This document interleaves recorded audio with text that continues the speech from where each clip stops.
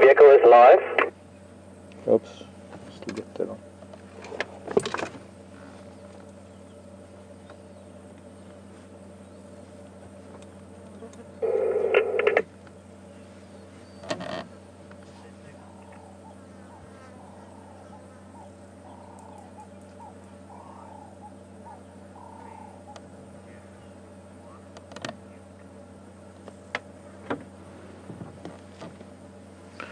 One tiny spot of sunshine that just happens to be where his eye is looking at us out of this very tall herb and forb combination that is underneath this marula tree. Welcome to our live PM Safari, everyone. This is Wild Earth, Nature Wild Safari Live. And this is a different part of Africa, or a different type of Africa that we're bringing you. This is live as it's happening. We are in the Djuma Game Reserve in the Sabi Sands. The Sabi Sands is a big private game reserve on the edge of the Kruger National Park, incorporated into the Kruger National Park quite interestingly, in that it is private land, but it is incorporated into a national park with an arrangement between landowners and the national parks, the government. This is not a safari park. This is not hand-reared animals. This is not anything other than what nature has been doing for a couple of million years, and we are very lucky to be able to be a part of it for the couple of months, or the few months that we've been here. And an iconic cat of this area, who is now the dominant male leopard of this part of the Sabi Sands. His name is Mvula, M-V-U-L-A, Mvula, which means rain. And although there have been other males that have occupied this territory in the past, he is now the leopard king, as it were. He has fathered a couple of the leopard queen's cubs in the last couple of years. The latest set of cubs, or cub, sadly killed by a hyena about a month ago. But her previous set of cubs were two male cubs that were fathered by him. Two young males that are now about 2 years old that we get to see from time to time. In fact, we saw one of them this morning. His name was Nkanyeni.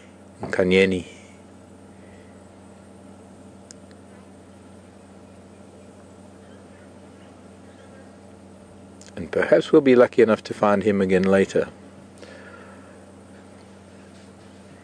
The joy of being able to join him, this lovely leopard, this afternoon, thanks to Scott's excellent tracking and keen eyesight. Scott and Jason this morning found not only Kanyeni, but also coming back after drive, finding this big boy Mvula, who had just made a kill. And unfortunately for the impala, this is a young male impala. We can see just the horn buds are only just starting to appear. So he's a very young male. He's probably less than 3 months old. Part of a herd of impala that are actually still behind us, only about 150 yards or so. And it's something that happens out here in the wild. Animals kill animals. It's something we have to grow accustomed to, something we have to accept, being the voyeurs that we are with a vehicle and a camera.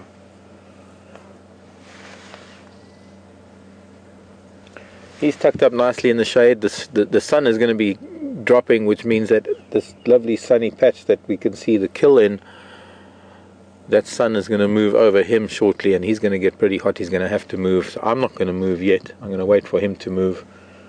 We have had to get fairly close to him, but I know this leopard, and I know that he's okay with it, because I came in very carefully and he didn't move.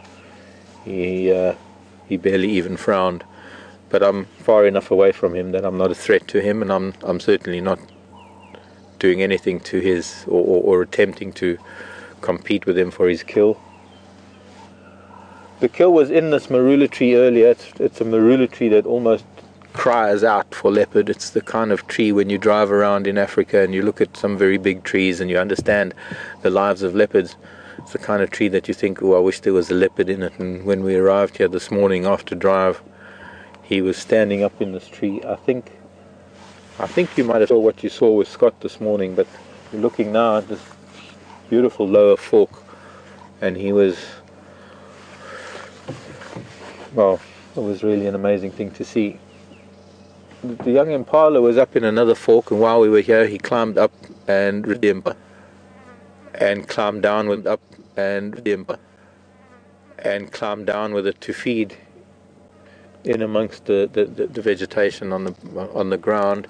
We're in a stand of red star zinnias, an alien plant that has invaded some of the denuded areas, some of the overgrazed areas of this part of the world.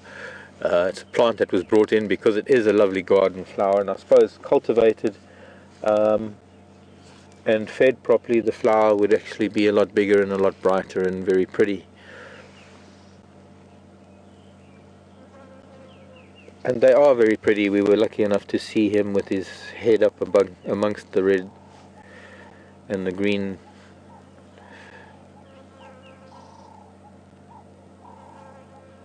But I'm not really feeling guilty about driving on top of it, because it's starting to seed, and that means that it's going to start spreading. Mostly only growing in the shade. It doesn't seem to be able to survive out of the shade of these marula trees. And he's managed to find himself a really tight little spot. Before he brought the kill down, he was standing on the tree trunk, rather on that fork, and looking out, I suppose, trying to assess his options in whether he could feel safe enough in bringing it down. I think being mid-morning, he felt there's very little chance of things like lion, leopard or hyena or any other competition coming by to compete with him for the kill. And since it's a lot easier to feed on the ground, especially hidden in this almost waist-high field of red and green, I think he feels safe that he's been able to feed on it. Nothing's going to really get the scent in during the heat of the day. However, the day is now starting to cool down and things are going to be changing soon. I'm also going to be heading on to Arathusa, and I'm going to leave Scott to come back and have a look at things here later. Busy cleaning. Sadly, it's not easy to see him from here.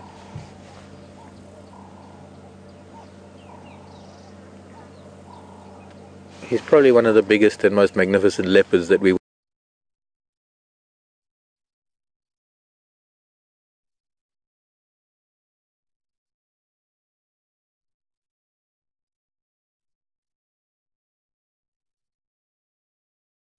will get to see.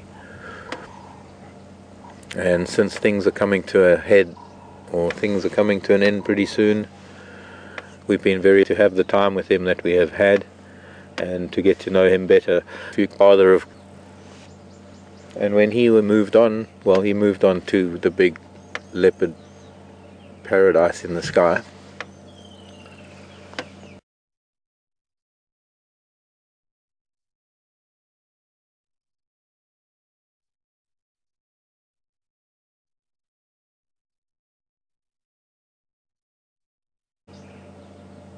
Mvula seems to have taken over, and he seems to have moved into this area in a lot bigger way than he was a few years ago. So sometimes we used to see him way over in the east, and we would get very lucky, almost on the edge of quarantine. One of the owner's houses, 50 yards, probably not even 50 yards away. Yuri's sister, Inga. And of course, thanks to Yuri and Inga for this time that they've allowed us to be here.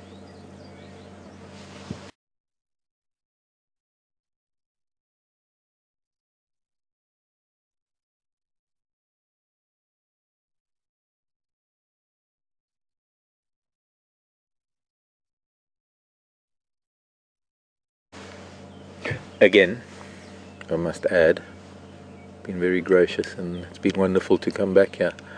We've only got a few days left, and we want to try and fill it up as best we can. So, tweet via Twitter.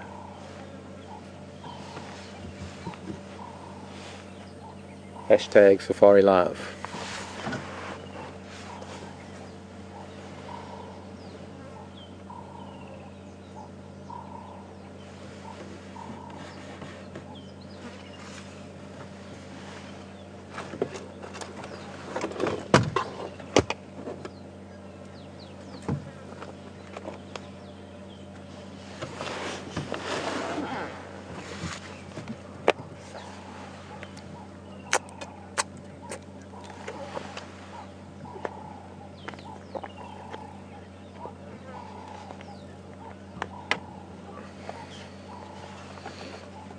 I'm very impressed. Raisa in Finland sending a question asking if these red leaves in front of us, or well, in front of the leopard really, it's on the side of us. We sidewards, we facing, we've got Mvula on the side.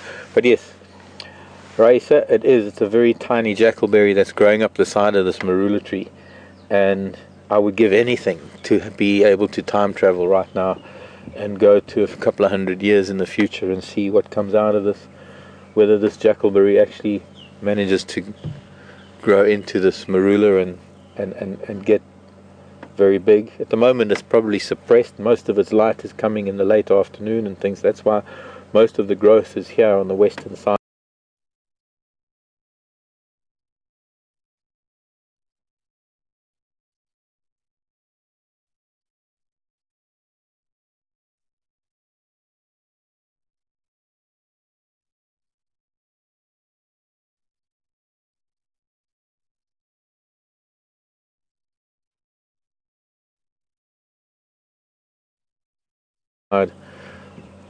Because this marula tree is probably one of the biggest marula trees that I think are here. It's kind of tucked away, so for the most part it's not really noticeable. Three of the things, it's very similar to what happens to leaves in the fall in places like China and Japan, where it's really pretty, in the Hudson Valley and parts of Europe with broadleaf trees, I suppose. The Adirondacks, I think, are renowned for their autumn colors, and all of those colors are a result of the leaves extracting their nutrient, or withdrawing their nutrients from the leaf, but also leaving behind, I don't know, I can't explain it. Chemicals is not quite the right word, but just bitter properties that discourage insect use, that the tree can't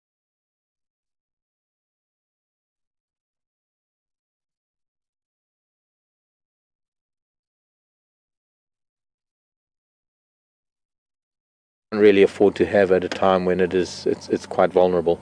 And we have a lot of trees that, well, not a lot, there are a few trees here in Africa that start off as being reddish like the jackalberry, and that is a similar process. When the leaves can't afford to be fleshy, enzymes, not enzymes, what are they? I'll think of the word. Properties that create that reddish tinge that stop things like insects and animals from eating them when they're the most vulnerable, when they're soft and juicy. That is digressing from the fact that we have a leopard here on a kill. But thanks, Raisa.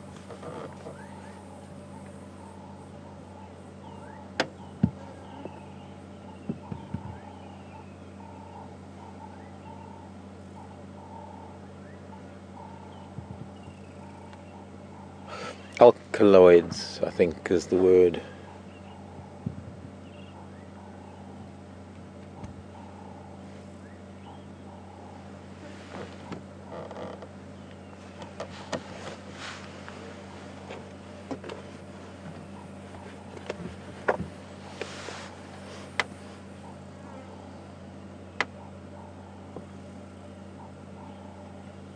He's fed on it quite a bit. I have no doubt that he'll probably finish it entirely when he wakes up later, or when it cools down. He seems to be getting the nods, his head's sagging, he's in the shade for now, but it's going to be very sunny where he is in any moment, and he's going to be, in fact, if it's not now, probably starting to warm up, and he's going to move probably around the back of the tree into another patch of shade, and I think what we'll do then is we'll leave him and we'll head on and go and find some other things, and Scott will come by here and pick up where we left off a little bit later.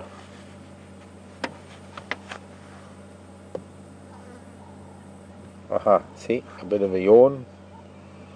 What's next, Mr. Mvula? A scratch.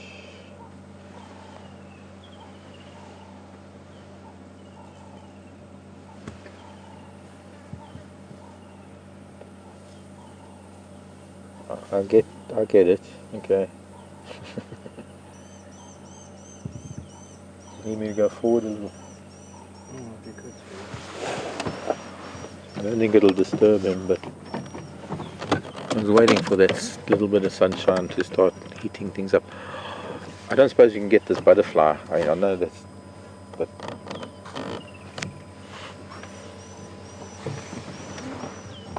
it's going to fly to. Never mind. Yeah, I tried.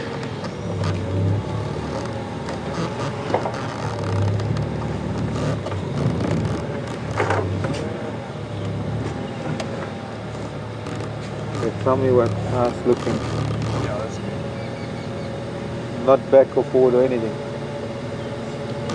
If I could just see, if this would just. Maybe back slightly.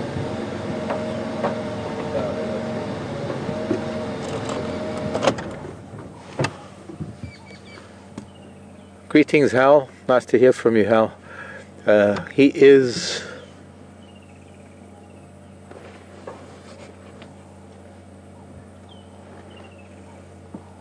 I think 10 now.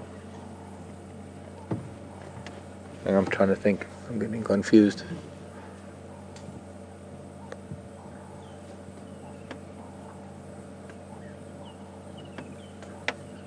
I think it's about.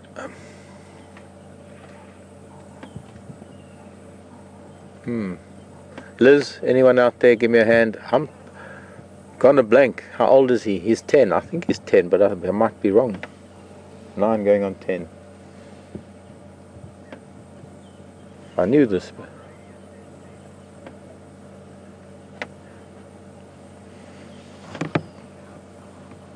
You sure? Yeah, he was born in 2005. 2004, 2005, yeah. He's the same age as Karula, actually. Maybe they were high school sweethearts. But Yambila Jordan got in the way for a while, and so they reunited after many, many years and have now found endless love.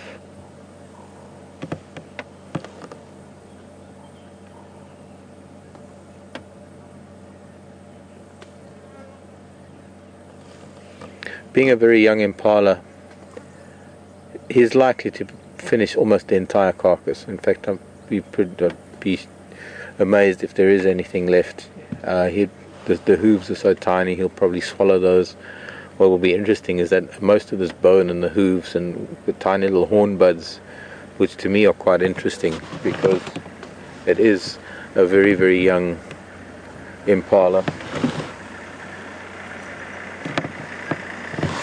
We need to move because Texan is here. I just want to let Texan in and we will come back. So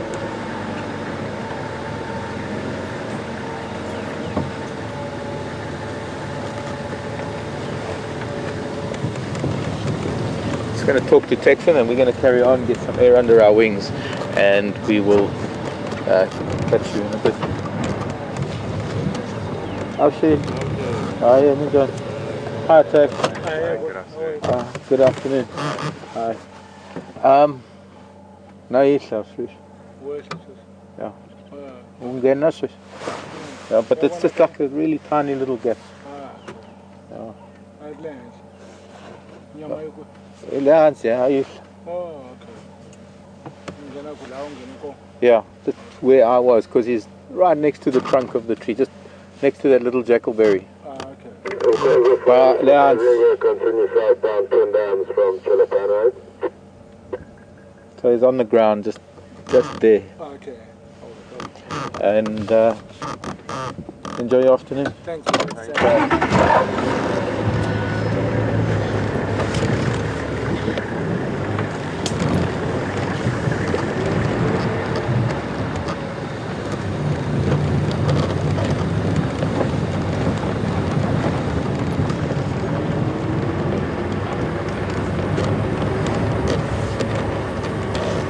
Everything about a newborn or a little impala that's only a few months old is maybe 2 at the most, I'd say.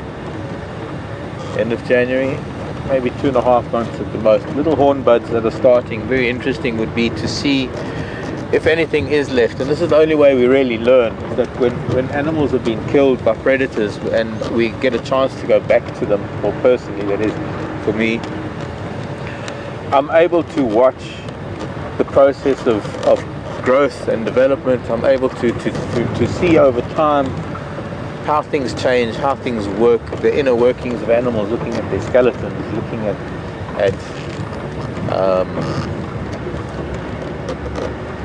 just looking at life from a different perspective. And one thing that is, I have to tell you, at home,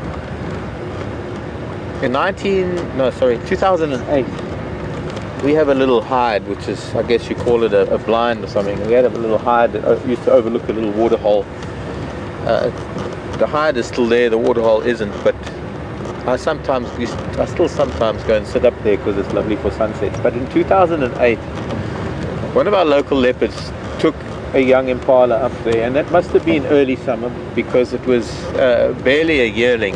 It was about 10-11 months old. It was probably just before the new lambs were being born, and I got there a few weeks later when the lambs were being born. It was 2008 when I first came on as a tryout presenter for Wild Earth in December. And it was just before then that I discovered the remains of this impala kill up in this blind. It's a very small space. It could barely take a single bed, but it's a nice little spot to sit. And I decided to leave everything there. And over the last 5 or 6 years, without other large scavengers and all the usual things coming by, I've been able to see how bones would ordinarily decay or age over time. The patina, how they would move, how things would happen. And it's being a young impala, it was great to see how the hornbuds were, although they were already at least 5-6 inches long, being able to see that. So with this little male that has been killed by Mvula, I would like to see those little hornbuds and to see, because it gives me an idea of that process. At what time on the skull do those little points start forming, and do they start growing into horns? And it must be fairly soon after birth. Sorry, looks unconventional, but I've got to do this because I've got to. Here we go. There's a flower. We've been looking at one flower in particular on our way into Arathusa, and it's small and puny in comparison. There's a much bigger flame lily plant that I've found, and I'm so surprised that I haven't seen it. Right in front of us is the sausage tree. We're at Philemon's Dip. We've driven past here thousands of times, but here is a flame lily. It's been growing here for probably the whole of December. Flowers probably for the whole of January, and I haven't managed to see it, I suppose because I'm always looking at the sausage tree.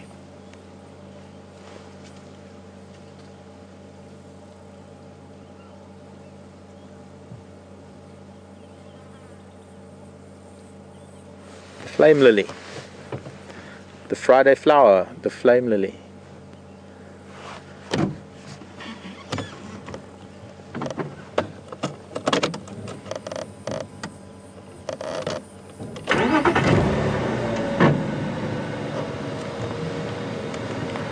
Okie dokie.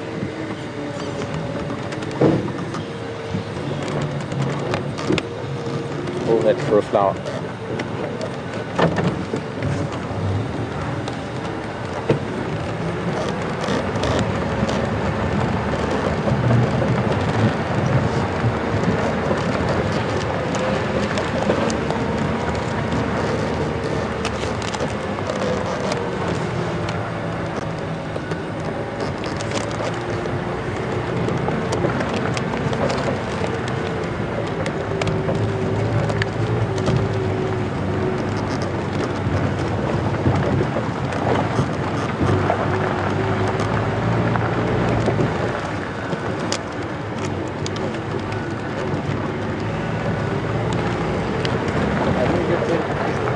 You didn't get to introduce the thumb. Everybody, my name is Mark, and Brian is on camera with the thumb today. Oh wait, I need to wait before you do this, because it's this is a dramatic drum roll. This is a dramatic, because remember, we're not going to have the thumb for very long. The thumb has got to go and do other things soon. There, so now you're going to have light on the thumb and a good green background. Okay. Here we go. Good drum roll.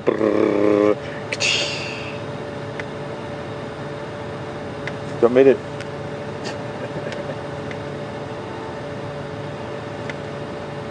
Beautiful. Beautiful. Richard, Speaking of sauce, you should have done it there. Oh, whoops. We'll work on that one. I suppose that's what happens when you play with a frozen bottle of water. You crack the plastic. Oh, I've split it. No wonder I don't have any water. Look. Split the plastic so it's leaking everywhere. Okay. Playtime's over. This is serious business. This is really serious business. We have wild animals around us.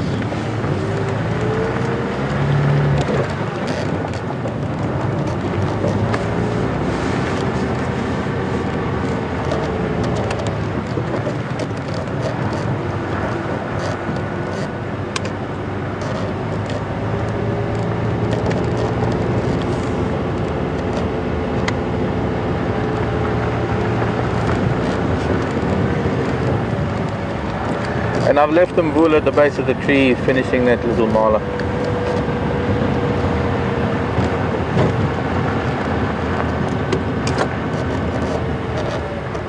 Now, only what you said now, what drainage line you're talking about?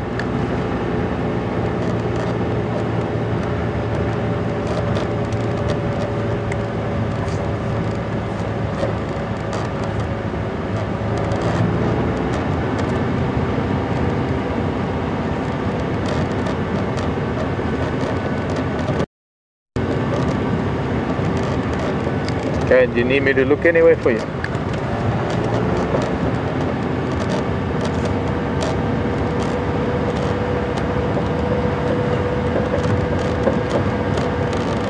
Okay, we'll do. I'm on Philemon's cut line. I'll go down to Treehouse for you. Okay.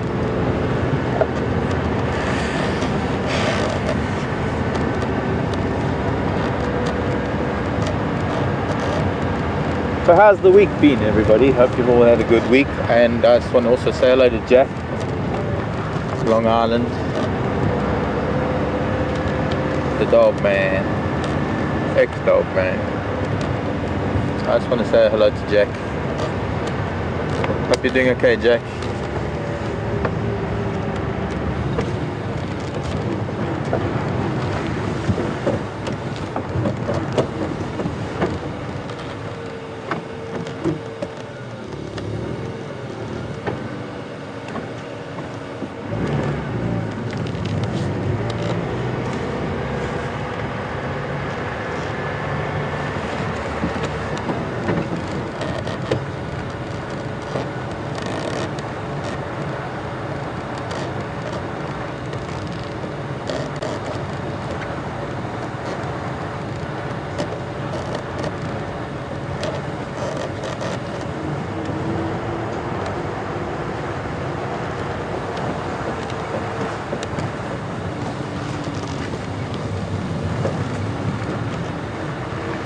going to go and have a look at Treehouse Dam. Kunyumu is around here today.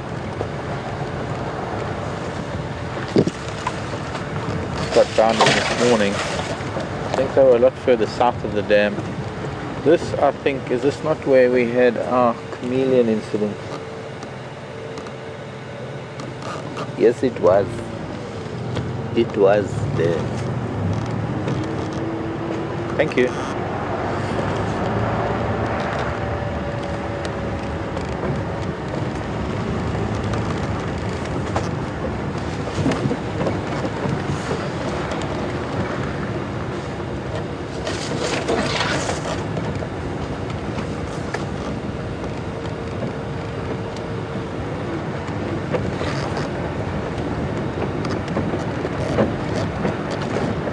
I think it's our last full weekend this weekend, so we've got to make the most of this weekend, everybody.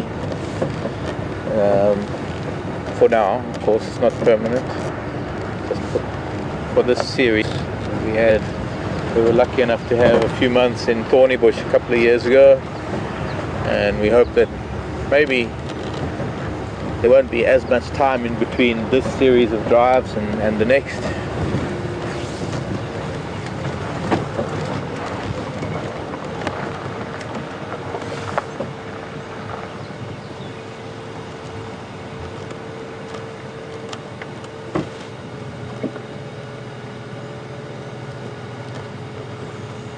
Hello, Iris. Iris is asking about a lily. I wish I could find you an iris, but I haven't seen any irises here. But while I'm talking about flame lilies for iris, there, that dove.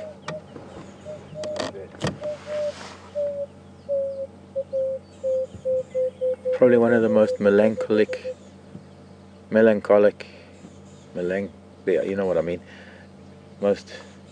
one of the softest and most wonderful calls.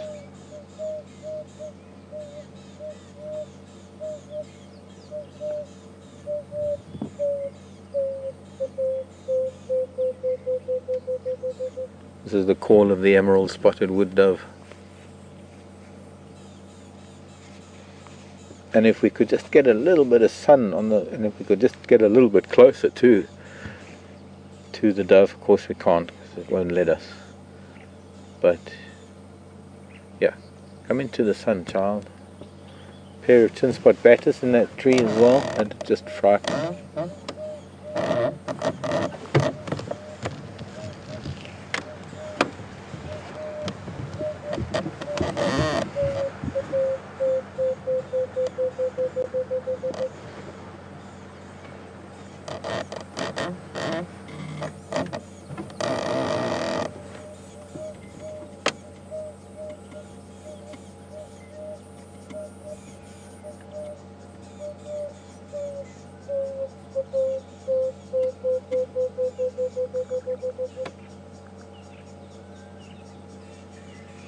If the sun were to shine, there's a couple of spots on the wing.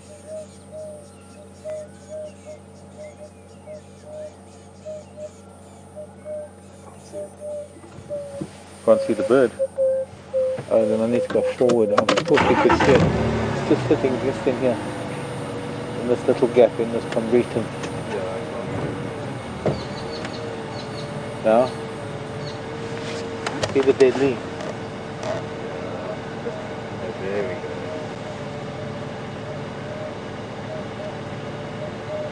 Yeah.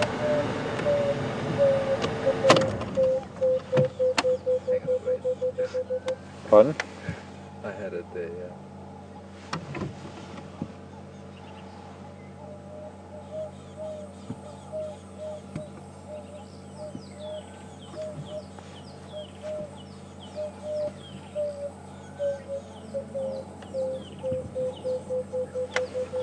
I wish I could see what you sing. Are you getting any light on its wings? Yeah, you can see the spots. The little emerald spots. And well, if there was sun on it, you wouldn't see it. It's probably even more emerald than the emerald jewel beetles. If you could ever believe that anything could be more shiny emerald than that.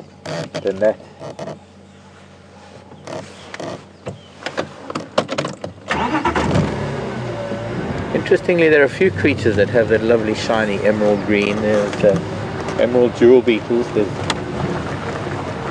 of course, the emerald spots on the emerald spotted wood dove. This was it. I hope you enjoyed that call. It's a lovely, very soft, very typical African hot summer's day afternoon call when everything is resting in the shade, and it sort of lends itself to the mood of lethargy rather than activity.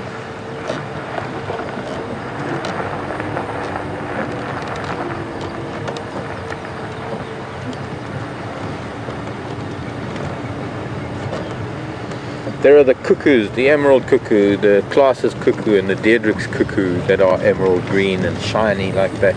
Well, you have to see them in the sun to really grasp nature's brilliance that I don't think an artist could quite match.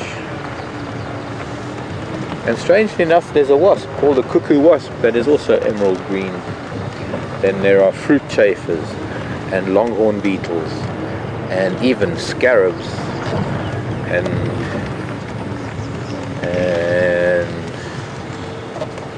there are the Picasso bugs and butterflies. Colors that are just out of this world.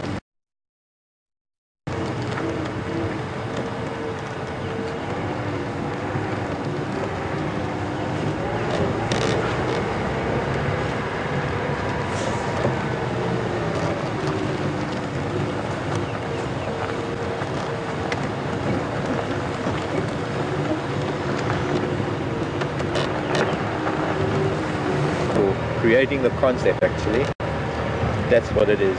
The foresight and the ingenuity and the creativity and the endurance and patience and vision. Happy birthday, Graham. Try and have maybe some I don't know what we'll do, but we'll do something at Fireside Chat on Sunday, because it's probably going to be our last. I don't even know dates. Where are we date wise? What day of the week is the 31st, Mr. VM?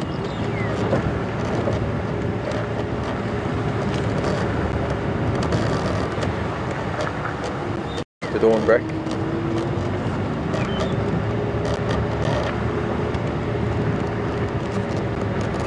I suppose I could look it up on some smart device. Today is what? 22? 23. So it is Saturday. So I guess maybe Saturday our last drive. Next Saturday. Tomorrow, well, it's our last week, and then Sunday will be our last Fireside Chat. So we're going to do something special on Sunday. We haven't decided yet, other than, well, we're not sure. Hello, little steenbok. We don't see. No, don't run away. Please don't run away. Please. Boy, he ran away. Hornbill stayed behind, watched the whole thing. Hornbill said, "I'll be on camera. I'll give you an interview."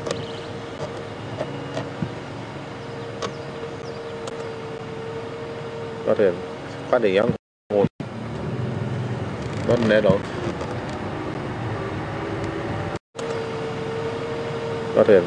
Quite a young horn, not an adult.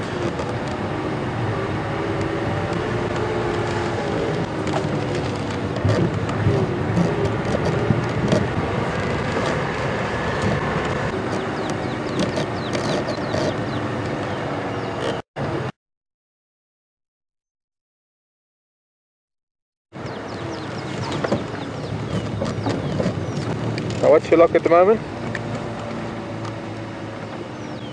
Okay, I'm on Gary Main. I didn't see much. I was on the southern road.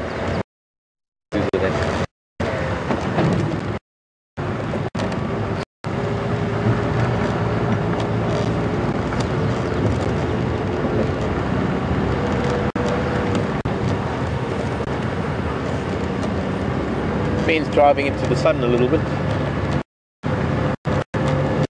but it is important to find out where the Kanyuma crossed road from his nest, because he was a little bit further in, just to the north of us where we are right now.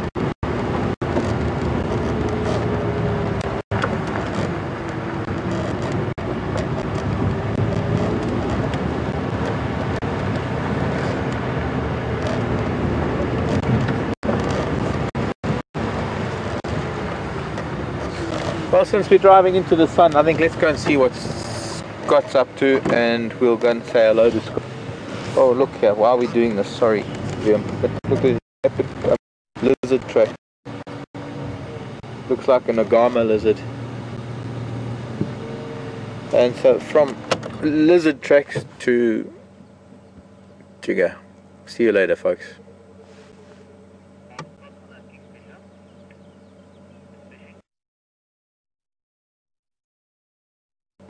Go.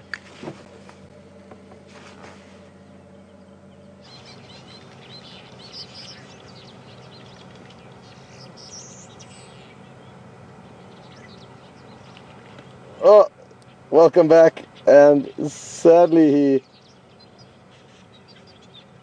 decided to bath just out of view, but Jason did well to follow him. That was a woodlands kingfisher, just trying to get his feather wet for some bathing, not actually fishing, and it is one of the kingfishers that, interestingly enough, doesn't eat fish, so their name can be misleading. Welcome on board.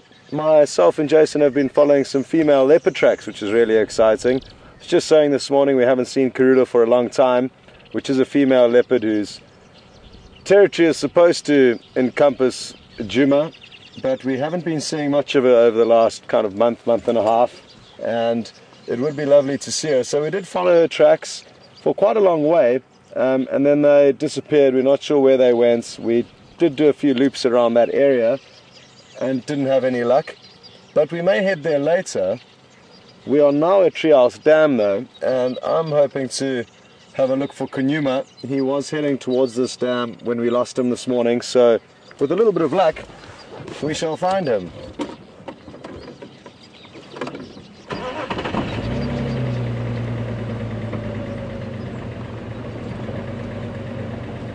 Oh, maybe, yeah, let's actually stop and watch this. This is beautiful.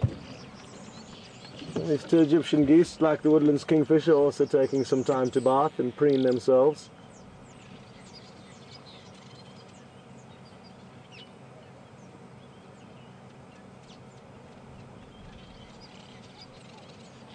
Oh, there we go. Beautiful. That looked so satisfying, that whole motion. And I'll tell you what, it is a hot afternoon here. Even though we've got a breeze blowing, it's tempting to go and flap around in the shallows with these Egyptian geese.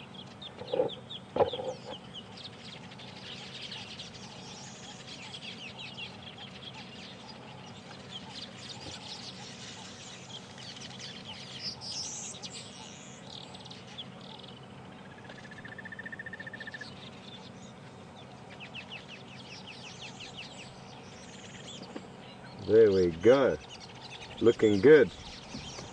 Well, I think we caught the second half of their bath, so we'll leave them to do the nitty-gritty now. I think we got the best of that.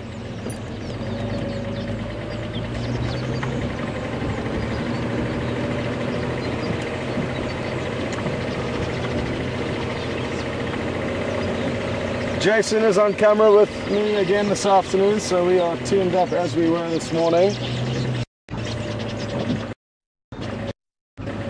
And we are looking forward to whatever the afternoon brings. We have already driven through a riverbed, which was really pretty, and Jason got some shots that he would like to add to his personal collection before he heads off. And sadly things are coming to a close here. And Jason will be the first of us to leave. He'll be going to university.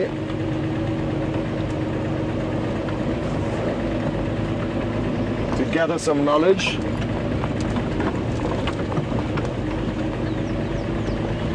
And then I believe I'll be the next. to leave after him. Just a couple of days before the others leave, I've got a course starting down in Cape Town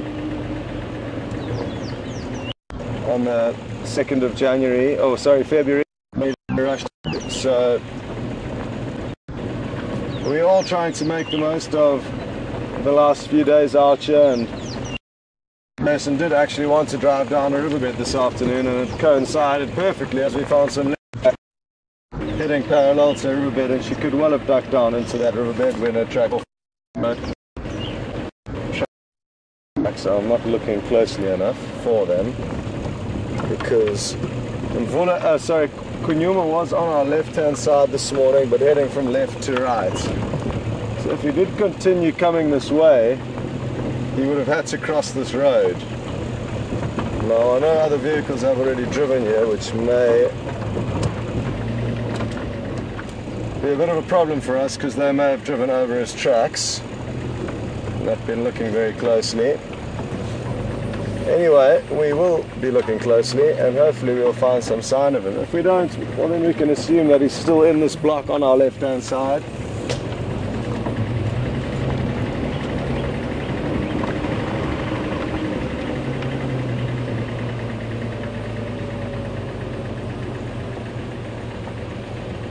It would be so nice to find him again, to follow him in the morning and then again that same afternoon. It would be a real bonus.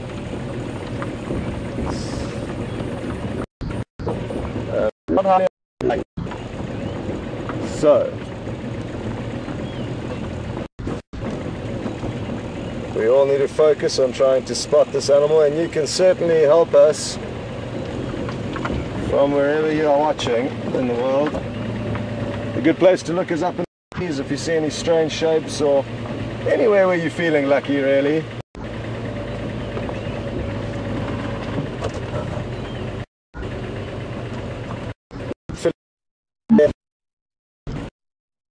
Steering rod, which was terribly bent, it was like a piece of spaghetti and it's supposed to be dead straight.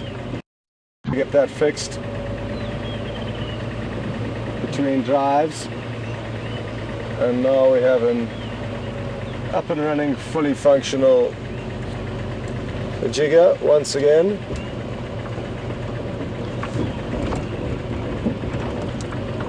Where has he popped out? Here he is. Not the actual animal, but the tracks. And that is all we can ask for.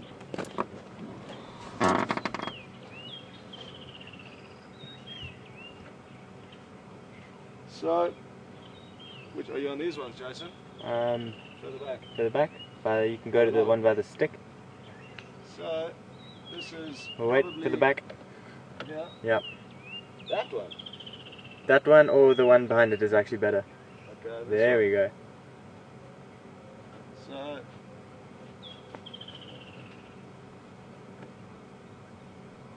this would have been a left paw print, and he's come onto the road almost exactly where we came from being off-road. He followed our same vehicle tracks and then headed here and crossed down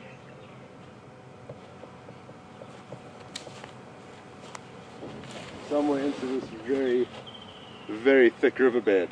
And I know this is a thick riverbed because we were actually very nearby to where we are now when we once stopped to look for a pygmy kingfisher, a beautiful little bird, and then Jason spotted Kunyuma walking through in the background, and we followed him into this riverbed. It's very, very thick. But at least we know where he is, and it could well pop out somewhere a little bit later. And this would have been after game drive because we did get another game viewer to come and have a look here.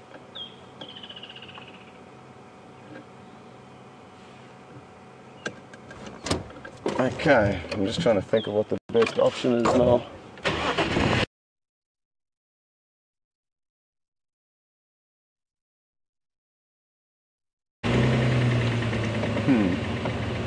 There's another that runs parallel to this drainage line that we can drive. He may have headed through and across.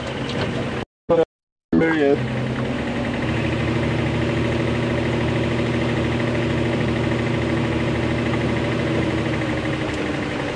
Oh, those are nice and fresh. On top of some... Are they on top of the elephant tracks? Yeah, the elephant tracks on top of his.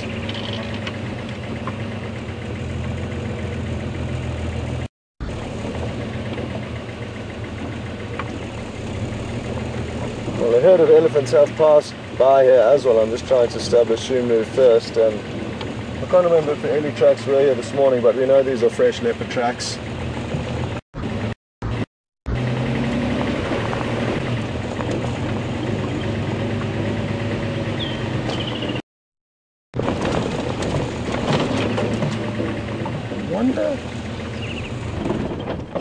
I wonder if this is the same leopard. I suppose it could well be. He could have veered off track. He had been zigzagging quite a lot this morning, but we did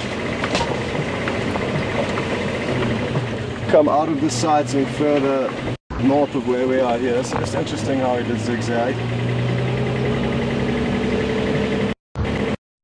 Okay, well, in the general direction they're heading in now. We just need to invest some time and loop around and try and search as best as we can.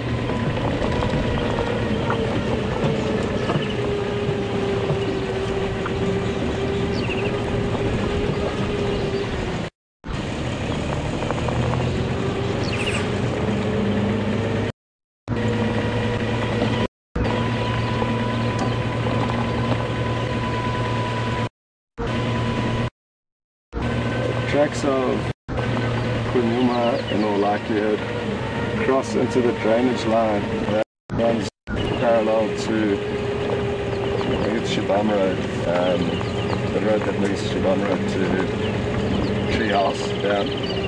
I'm going to check Shibam Road and see if he doesn't come out. Yeah, he's heading kind of towards Treehouse Dam and then he cuts off that road into the drainage.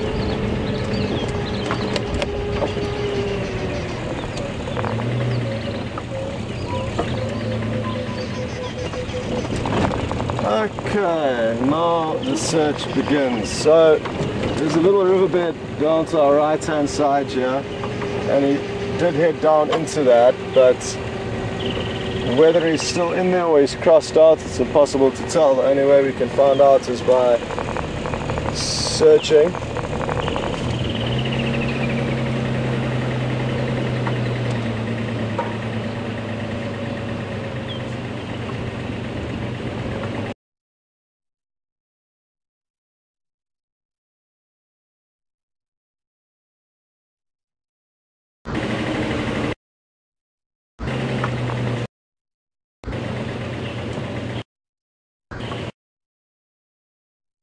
Thankfully, there are quite a few vehicles.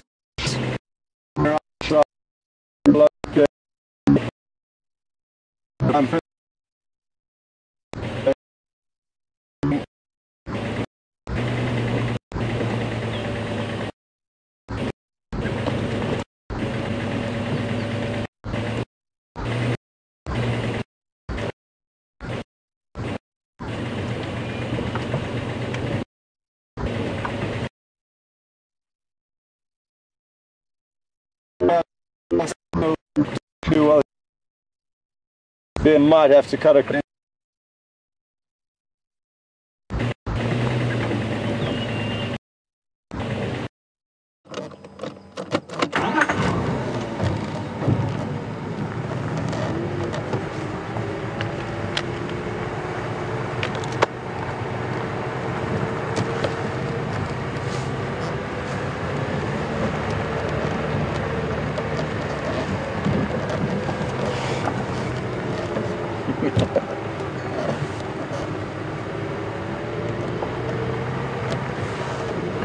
Hi everybody.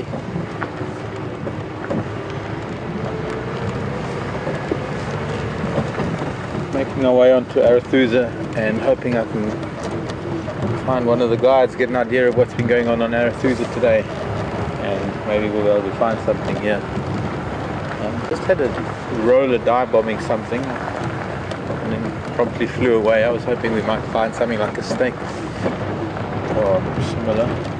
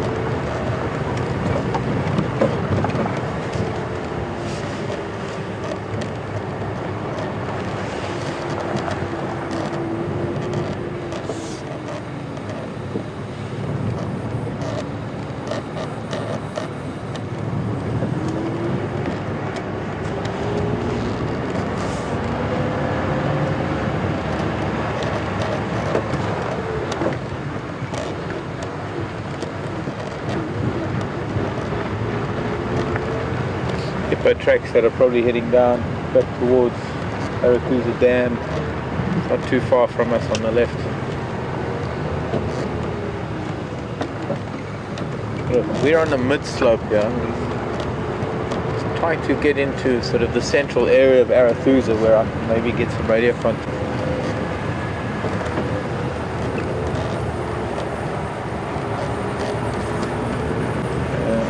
Both to find out what is around and also just to find out that I'm not driving inadvertently, just driving into a sighting where the guys have maybe a delicate situation.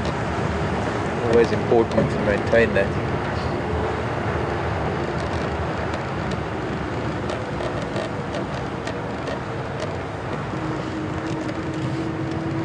But it's one of those afternoons that we've got to wait until it cools down and things start happening. At the moment everybody's in the shade, they're probably sitting down in the shade somewhere. Everybody, I mean a lot of the animals are lying up on a hot summer's day. It's not an exceptionally dry day, so it's not driving the water as much as it would in the dry season.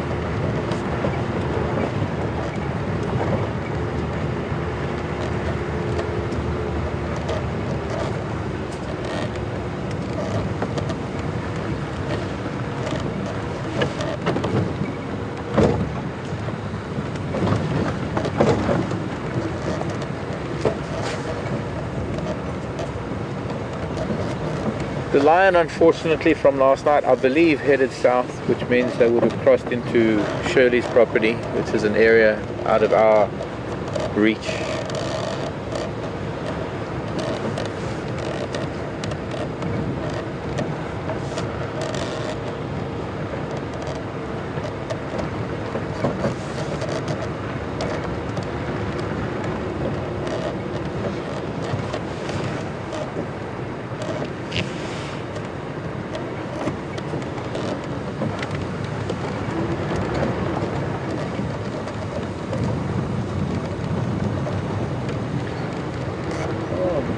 Question in from New York State, Glenfield.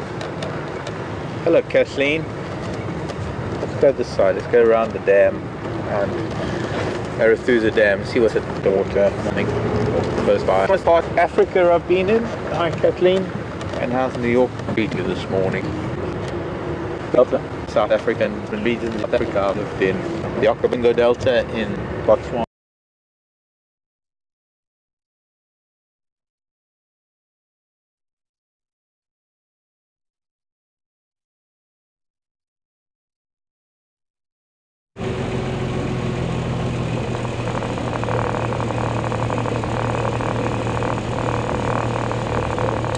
Welcome back, folks. And evidently Mark had some broadcasting issues there, and we thankfully no longer have any issues, so welcome. And no sign of Kanyuma coming out onto Shibam Road, which is the kind of direction he was heading in. I'm guessing he could still be in that little drainage line or riverbed too. But I am doing a loop back now on another route, back into that area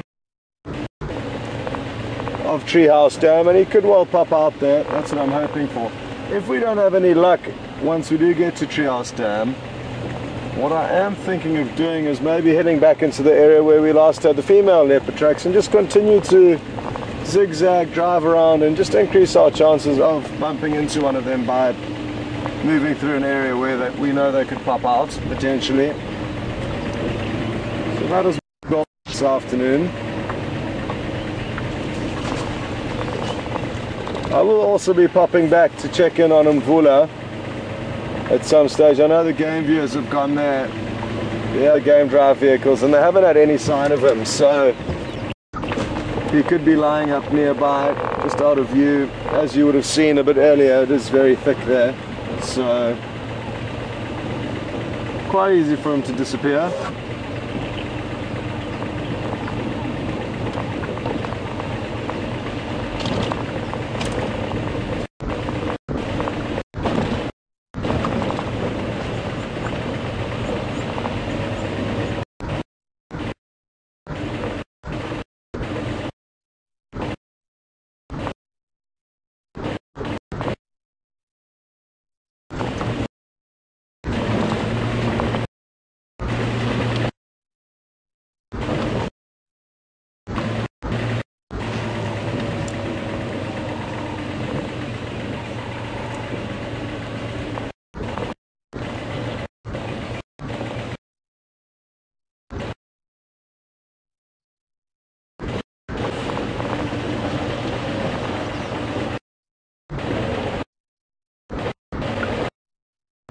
Okay, well, here we are at Treehouse Dam.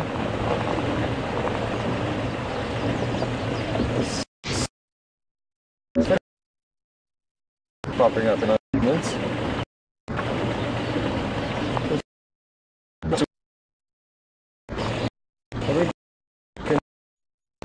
Is it a thick riverbed that into difficult to search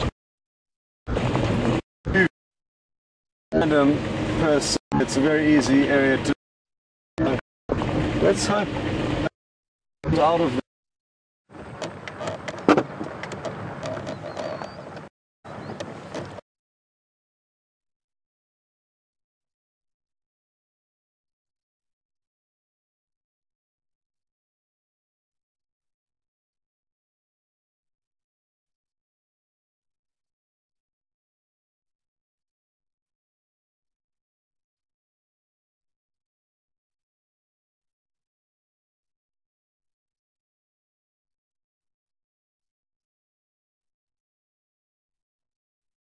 Well, welcome back everyone.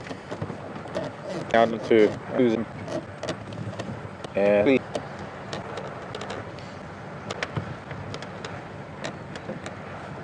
but perhaps still one of those afternoons that there's not much happening yet on account of the heat and the sunshine. I was getting a question from New York about where I've been in Africa, and got to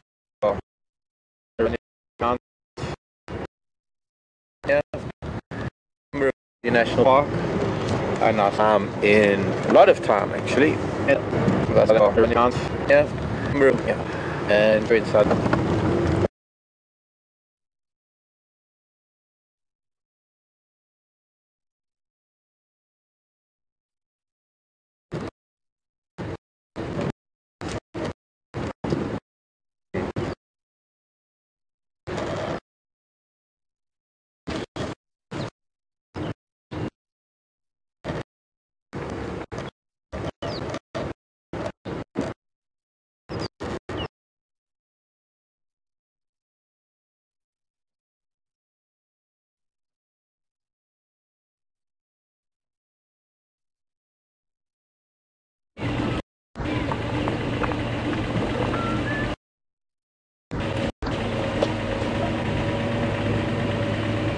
Really sorry about all these chopping and changings today, folks, due to the signal issues.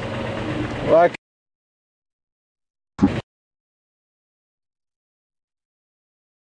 issue that our team has to deal with. I don't know much about it, but apologies is all I can say for the chopping and changing. But you're not missing out on anything at the moment, both just meandering about, hoping to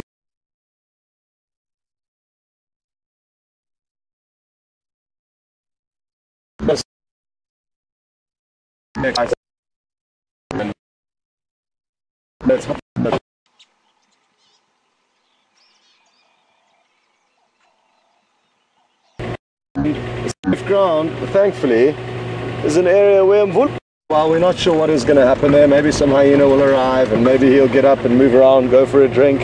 So I'm going to head there and base myself there where we've kind of got guaranteed signal, and that way allow Mark go out and explore for fresh excitement. So that is the plan. I'm just going to slowly make my way there. We're not too far. I was just driving down a road where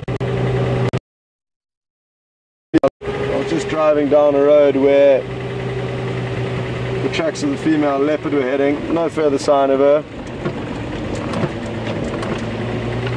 But that is what has been going on with us.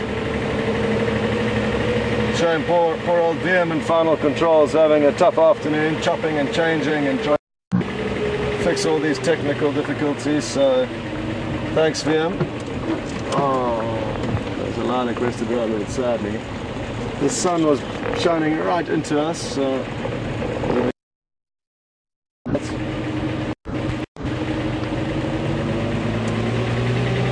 okay.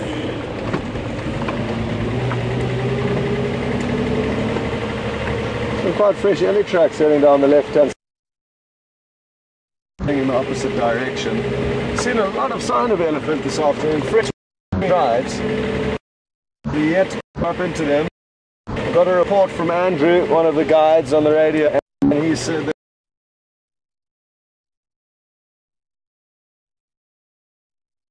that he came across and that area and have any. I was just following the leopard track me toward where seen Archer, even though you may.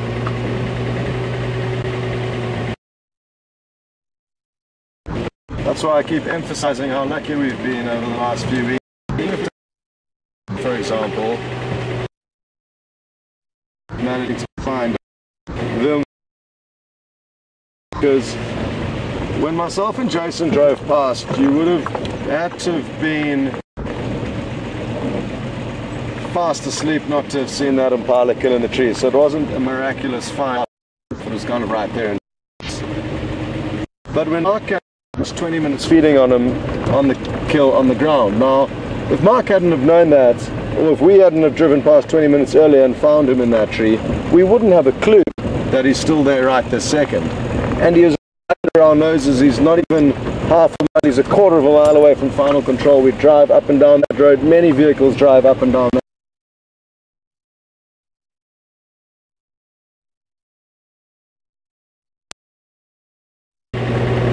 That in itself is a perfect example. Luck has been on our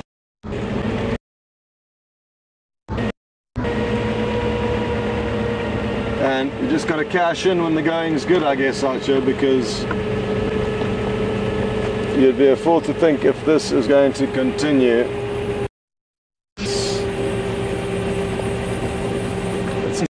Incredibly good thing. I wish it was always like this, but then again, if it was always like this,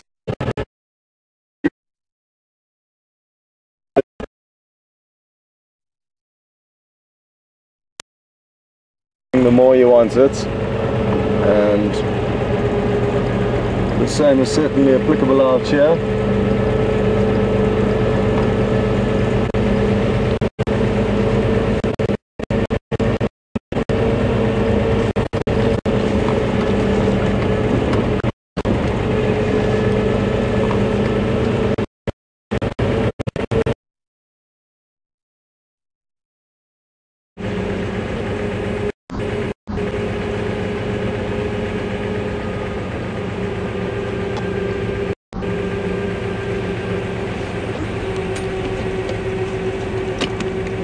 Me or Mark?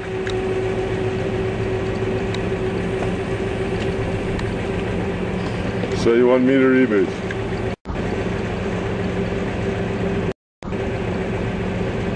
Or you make sure?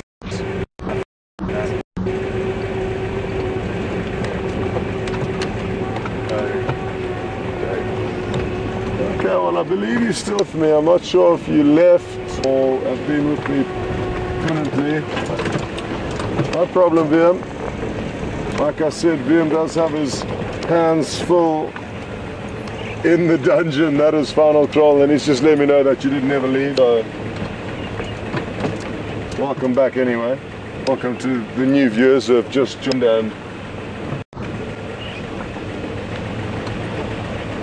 It is something that is to understand how many people are coming and going exactly at any given stage. So apologies if we do not recap as we should, but I guess the Twitter would be a great thing to keep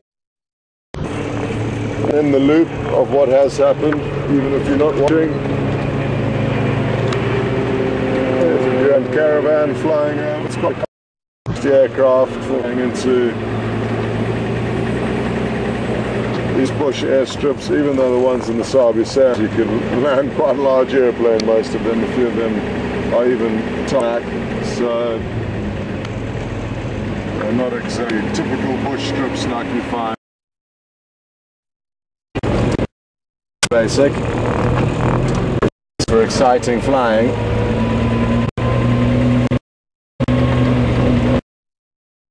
Look forward to getting back up to Kenya again. Look forward to getting back up to Kenya again, hopefully this year. Try and get some safari work up there. Maybe even run a few of my own private safaris up there. It's such an incredible country. And really keen to get back, and quite a few of my friends are pilots, so we get really spoiled in flying around and doing some great low-level flying over places like the Masai Mara. It's absolutely mind-boggling, flying low over the massive herds of wildebeest and just the beautiful scenery.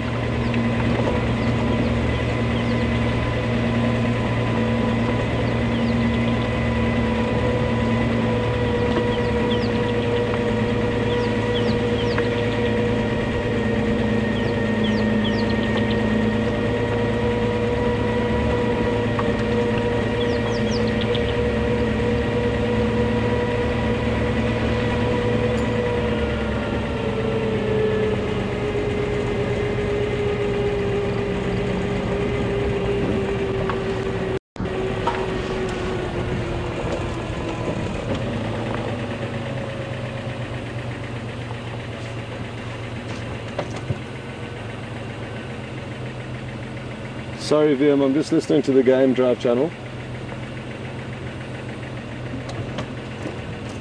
Apologies folks, I'm just trying to get an update here. And as soon as that update started coming through, VM started asking me a question, so everything was just a complete mash. Andrew, please go again with that update.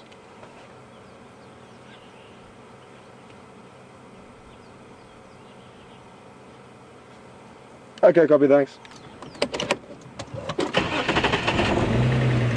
Sorry VM, you can go again with that question.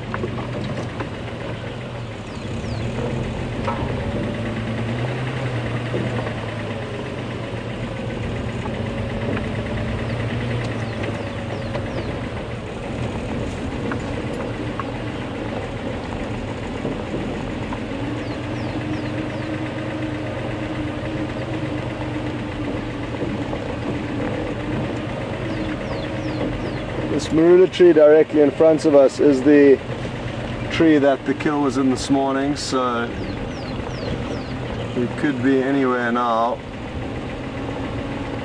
I drove past Mark when you were viewing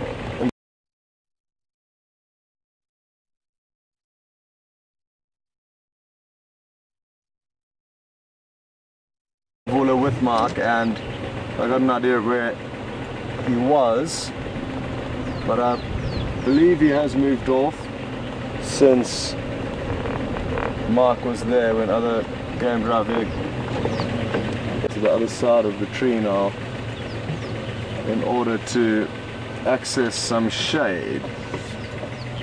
So we shall just poke our nose around here and see what we find. I'll try to do it as slowly as possible so as to not startle him if we do get too close. Let's double check that he's not right about it.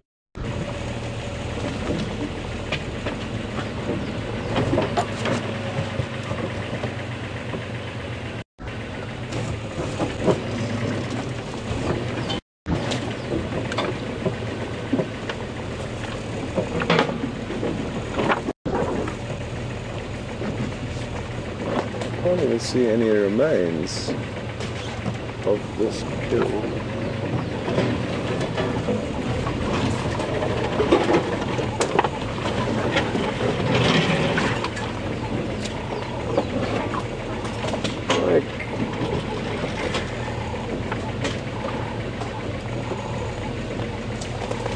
I wonder if he hasn't potentially headed down towards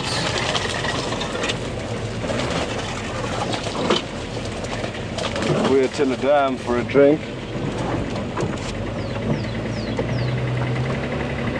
I mean, he could be up a tree, but it's unlikely because once they start getting full bellied, trees are not the most comfortable spots for leopard.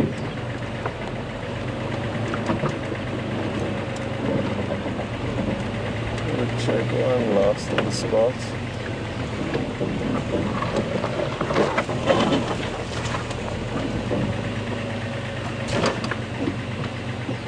I'd like to know if there's any remains left of this kill.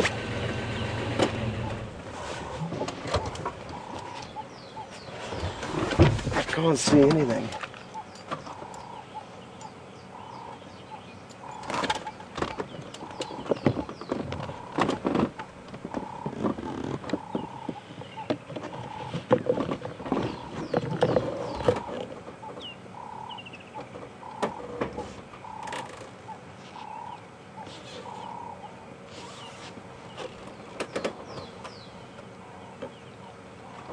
Yeah, to think that the impala was just nestled in the fork of this tree. You can even see some of the fur stuck there still.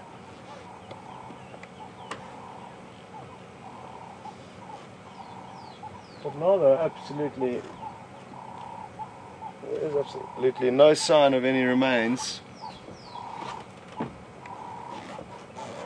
So he could well have finished this off and moved on already. Who knows?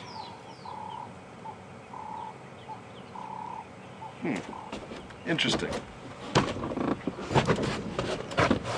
Okay, well,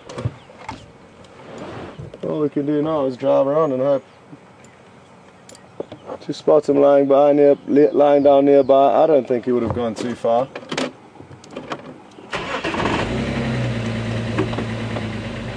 Have a mind of their own.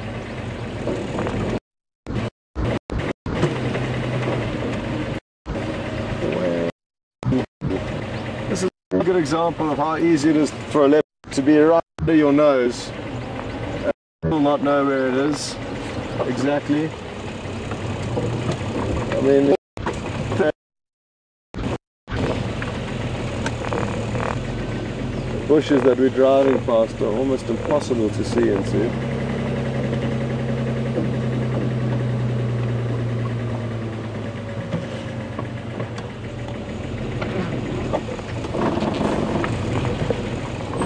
I'm hoping he would be kind of lying out in a little bit of an open area in the shades. That way he could potentially be getting a bit of a breeze.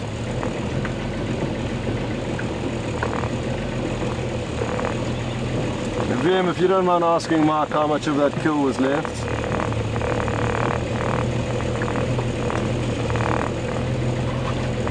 And where exactly it's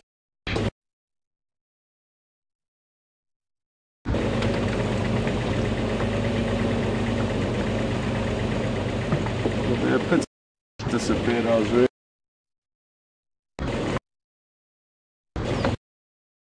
of him.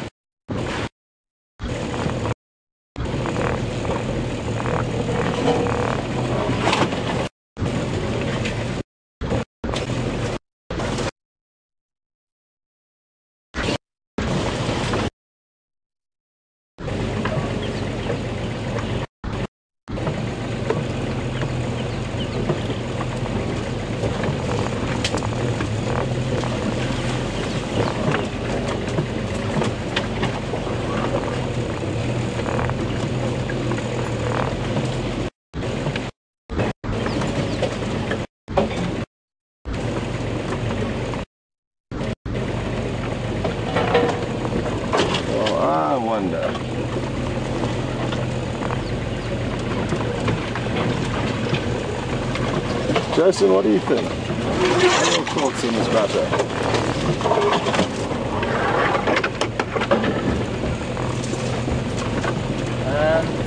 It's a tricky one. Oh, tricky question for you this afternoon, yeah. Nobody said it was going to be easy out here on safari. I will left it right now. I'd be in the shade. Another time he's sleeping nicely. Lalapanzi, okay, so Jason's using some of the local dialect, mixing in a bit of Tsonga or Shangaan. It's also Zulu. Some of the words between the different tribal languages in South Africa are exactly the same, and Romeo just dropped a little Zulu bomb there. Lalapanzi, meaning lying flat or lying down. Pansi is down, is to lie. So that's what he's doing. That's a good call, Jason. It's a very logical call that he could well be asleep. No, I'm copying none of you.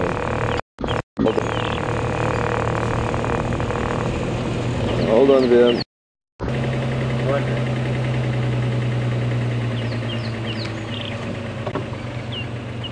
Uh-oh. Okay.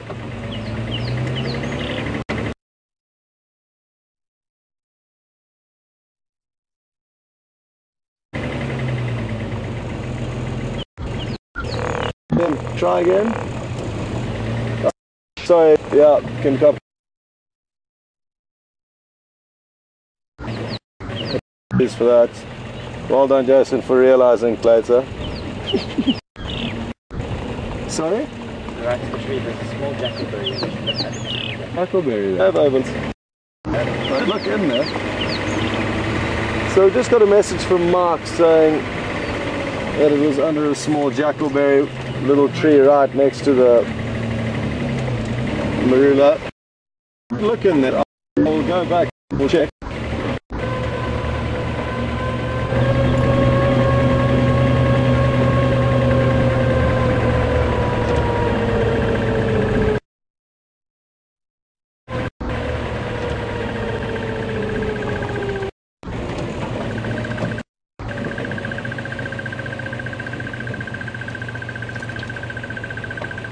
Yeah, Chris did. I'm just trying to spot it. They often call from higher up in the branches, so we probably won't be able to see it.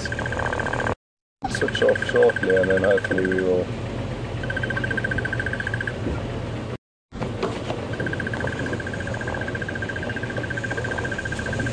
No, he's definitely moved off.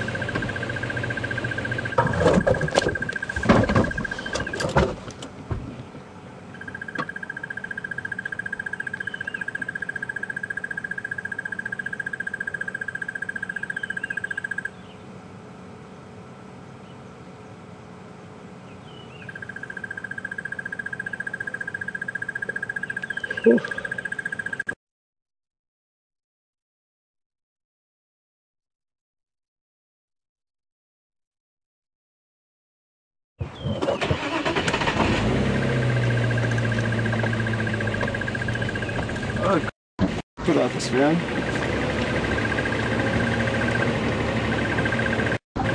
Okay, well we're going to head down to WildEarthTV Dam because there's no sound here. I could have headed in any. one quick look up here before we go.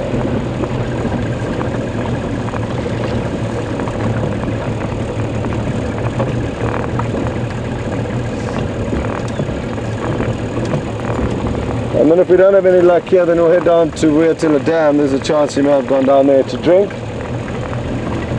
And there are some other animals also having a drink there at the moment. So if we don't find him, not a major problem, because VM's just given us a report that there are other animals there.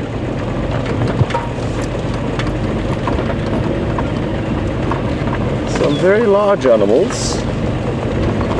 I will leave your imagination to guess as to what it could be that is down there.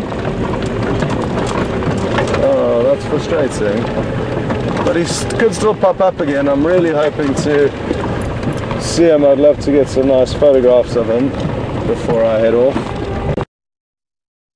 This could well have been the last time that I see him before I go, which is just the harsh reality of everything.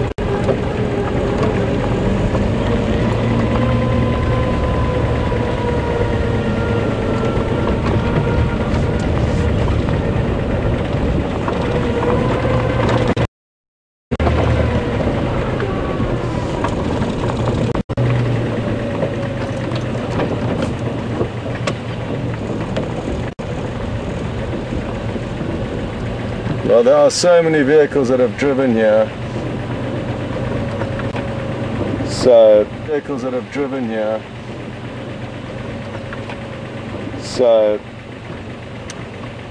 could well have driven over any tracks if he did come down here, but I'm still going to double check. We could get lucky.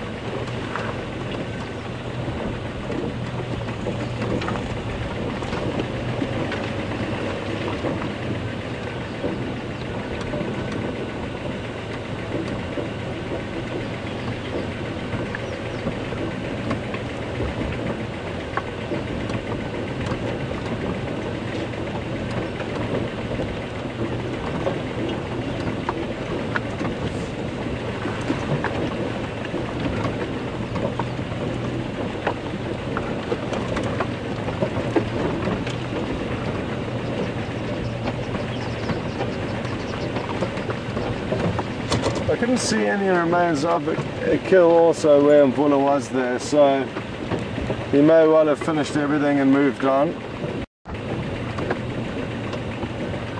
Having said that though, there's a strong chance I didn't see any remains that were left. But I think if he did head off, he would have put the remains in the tree to ensure that no hyena can get to them, so finish it if he's no longer in sight.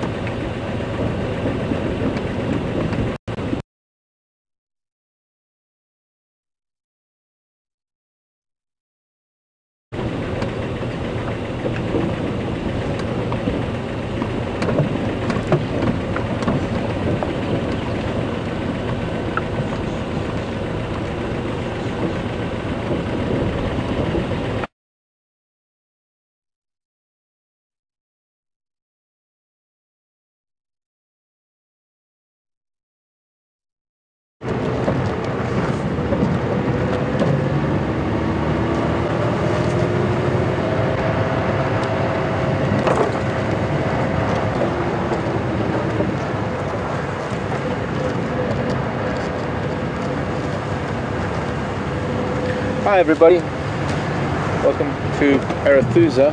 Oh, roller, saw it too late. Squirrel? What's up, squirrel? It's an astounded squirrel.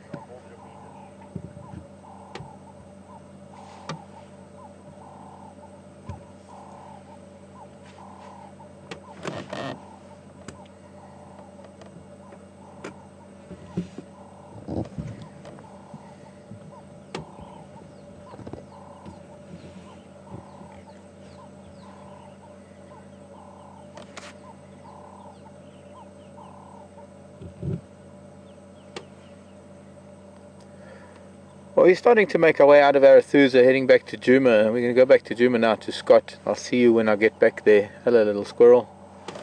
Quite an interesting little posture there.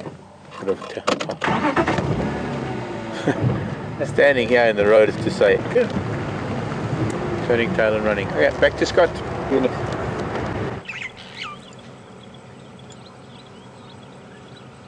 Okay, well, what you can't see is an elephant, but there was one in view just a few seconds ago. So let's just reposition. It's a bull that Jason and Mark saw yesterday with a distinctively floppy ear, and he's busy having a dust bath. So it's going to be some really great shots coming through here shortly, and he does seem very relaxed, which is wonderful. So you can see him using his foot there to create some dust, which he then applies to his slightly moist body. He has just been down at the waterhole. You can see he's got a slightly brown tinge to him, also a dark tinge, and that's due to the moisture on his skin, and now this dust is just creating a fine film of protection. Oh, he may give us some attitude here shortly, judging by how he's playing with that trunk of his. There we go. Hello, boy. Hello.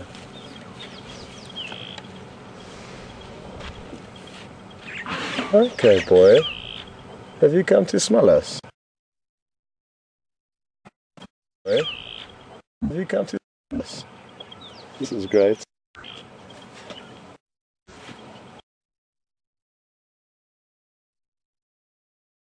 About that. Ooh. What do you think of that? That noise. What do you think of that? That noise you can hear is exactly what you think it is, and if you're not sure what it was him flatulating. A very useful noise to know out here, because it can often be the only thing that lets you know that elephant are around when you're in thick bush on foot.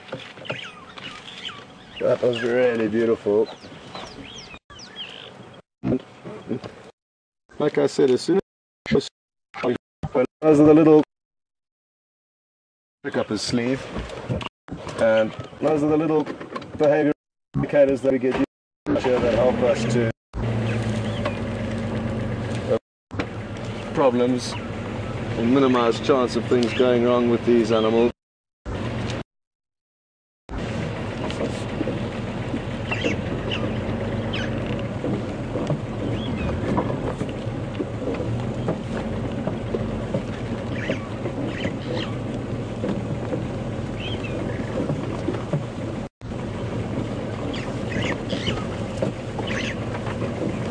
And there's the floppy ear, very distinctive.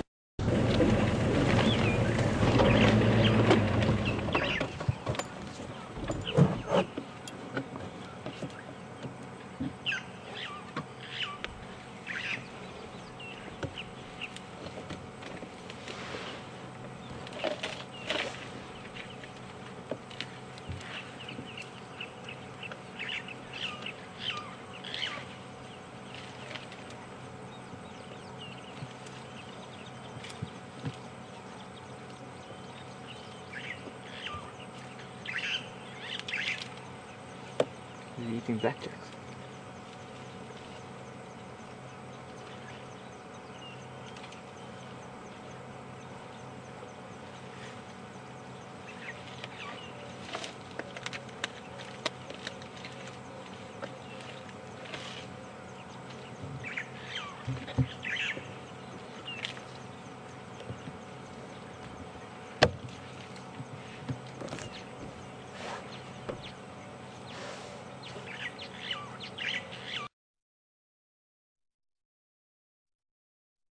Alien species, blackjacks, so doing his little bit for alien invasion control, but could well be germinating their seeds as well. Well, not germinating, but transporting rather their seeds and spreading them. Either way, that's not his fault or problem, but he's enjoying some plants that don't actually belong here. Some exotic fine dining.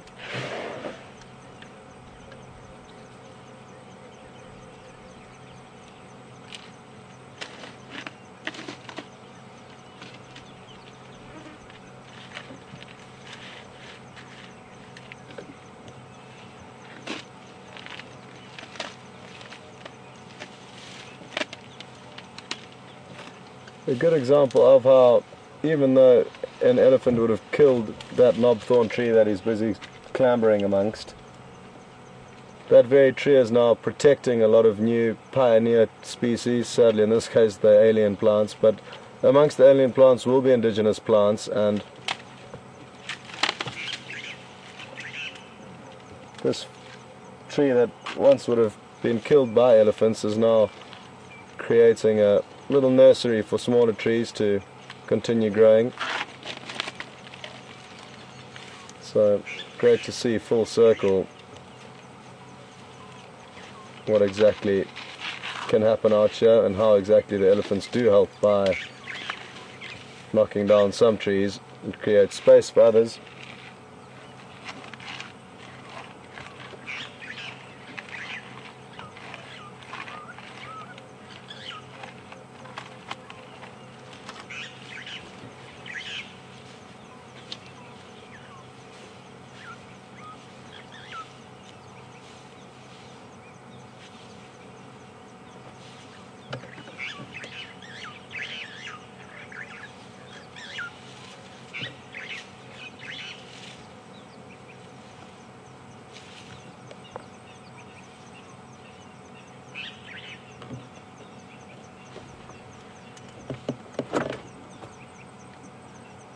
Copy that message, well done. I have been following up on him around Vuyatela Dam now. I'm just with an Ellie ball here, but I'd like to join you there.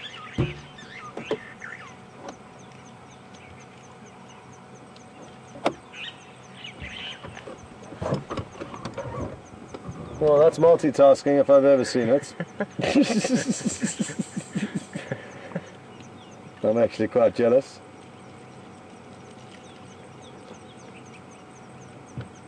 And when you do need to consume as much as they do, there's no time to stop. It's a very prickly acacia, so you can see he's almost delicately nursing it through his mouth there. Look at that, incredible. Trying to flatten all the thorns and slide his mouth over it and just strip off all the leaves.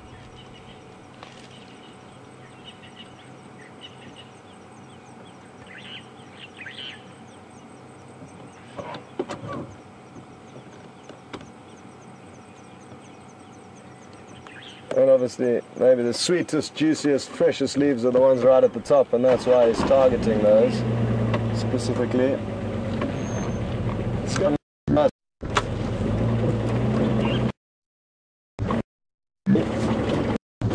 But it doesn't.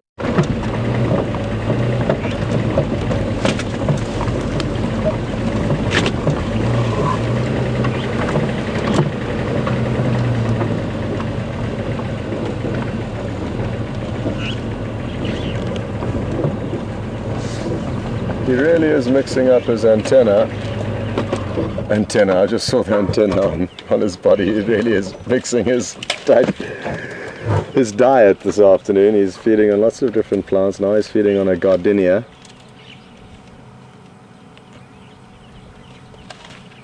Obviously probably looking to take a break and mix things up a little bit from the majority of marula fruits that he would have been feeding on for the bulk of his diet at this time of the year.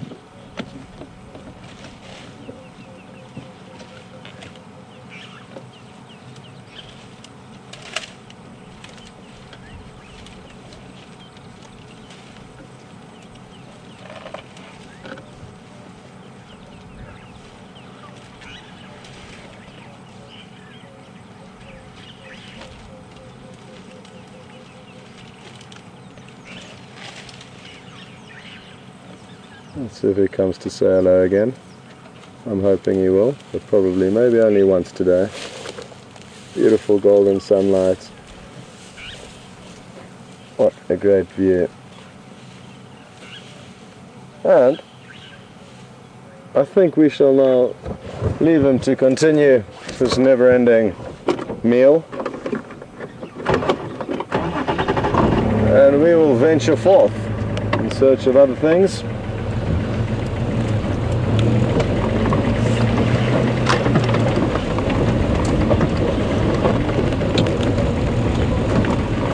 Jason, I wonder if we can try and get a shot of this.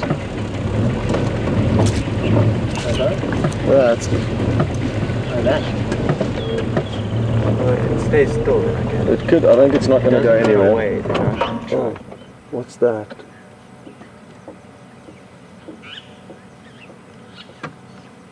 Well, no major prizes for anybody who guesses what this is. It is the fresh dropping of this very elephant that we saw him actually performing this stunt. But why I stopped is because look at the marula fruits within that boluses, or within the bolus of dung, and you'll notice they still look basically entirely intact. And I have mentioned that they just perforate the skin and get the juice, which is very high in vitamin C, out of those fruits, and the majority of the fruit then passes through very, very partially digested, and then other animals come and clean up the scraps. It certainly helps squirrels because it spreads these seeds out all over, and therefore squirrels that aren't necessarily next to marula trees may get access to the very nice nut within the seed.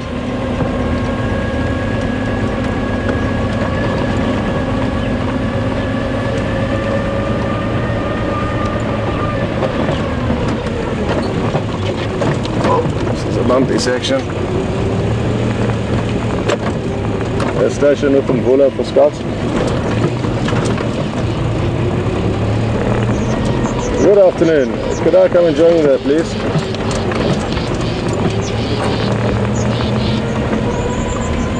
Sorry, go again with the second part of the message.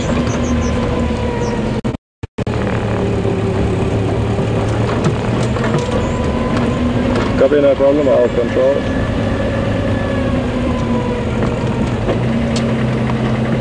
Well,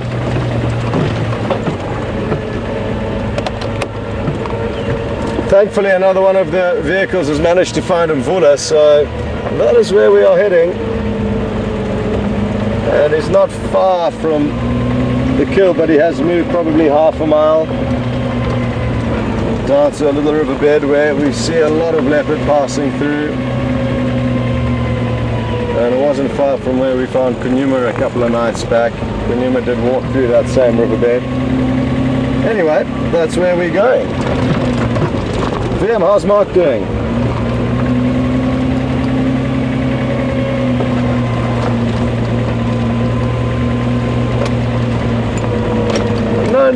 No problem. Just wondering what he's up to there. That's all good. Let's stay with me, see what this leopard's up to, and then maybe link back to Mark. I've got a feeling the leopard's not going to be doing much.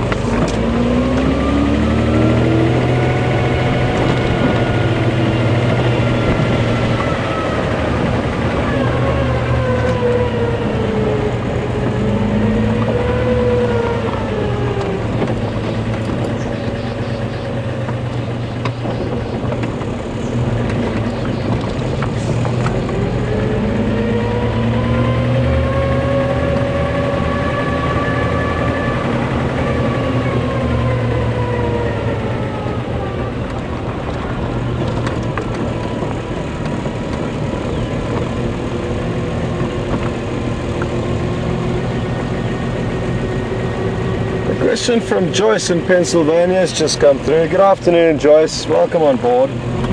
Joyce has asked whether elephants need to be cautious of snakes. It's a good question. Potentially a baby elephant could come up with some trouble if a venomous snake was to bite it on possibly, especially the soft areas where the snake's fang will be able to penetrate, i.e. the tongue, the trunk rather.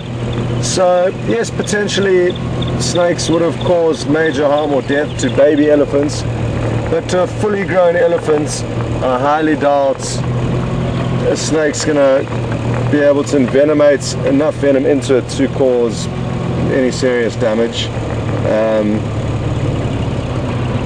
4 to 6 tons for an adult is a huge animal compared to a human, for example, and therefore it's not likely that the venom would be able to if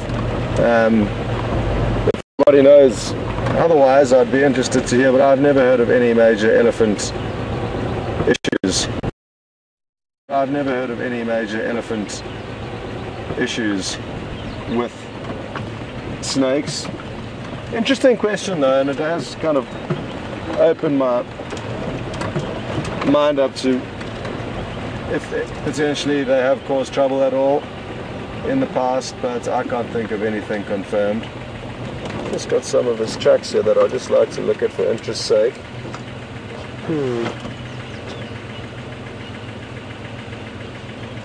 Very nice. Hard to distinguish. I guess he is a little bit bigger than Djuma in quarantine in general, but difficult to tell.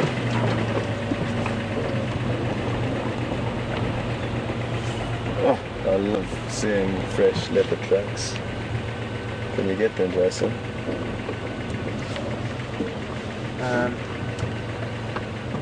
Where do you want me to go? The one on the mitre will work better. If you reverse a little bit, we'll do that.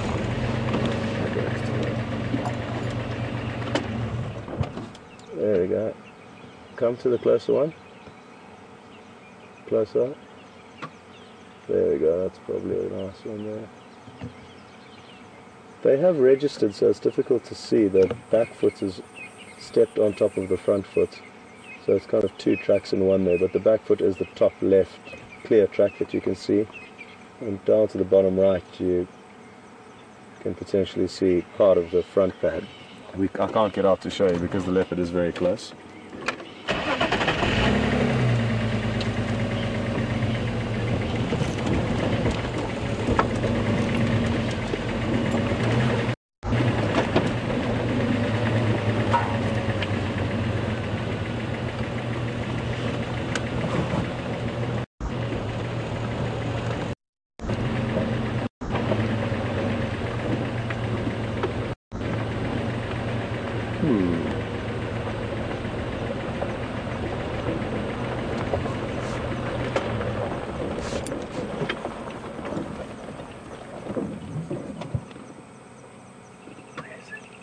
Have a look, Jason. I'm not telling you. I'm not telling Jason who it is. Jason has to find it himself.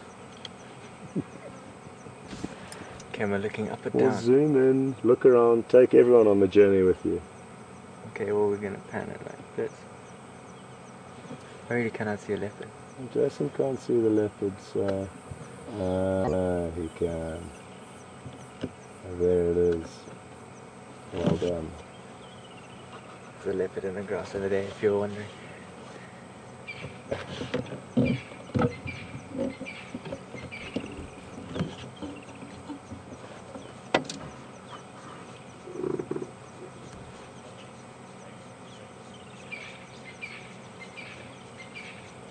We will move closer, but I just think it's quite a nice angle from here.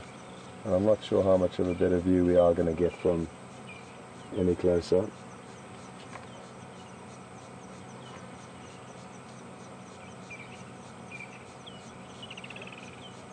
Well, interesting that he managed to finish off that whole impala carcass between game drives, basically. And I think it's fair to say that he must have been fairly hungry when he did manage to finally make this kill. If he had have made the kill on a full belly, he wouldn't have managed to feed on as much. Okay, rolling over, probably trying to alleviate some space or pressure on that very full belly of his.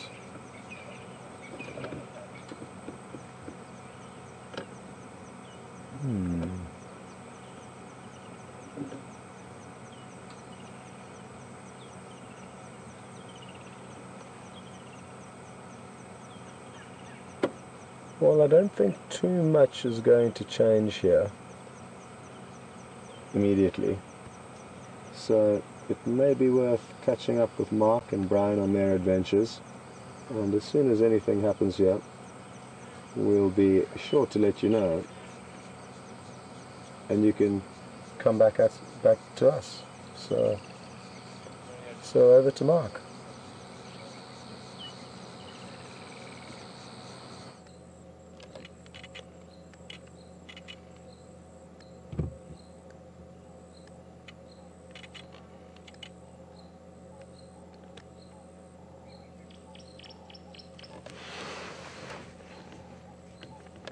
Hi everybody, we're making our way back we're on Djuma, we're back in the Mvula River. It's really a beautiful, peaceful afternoon. Come across a family of Nyala, quite unusually. Lovely big bull, a cow, well it's actually a ewe. It's a bull and a ewe rather than a bull and a cow. And 2 lambs. They're just not quite the same size, so I'm thinking that maybe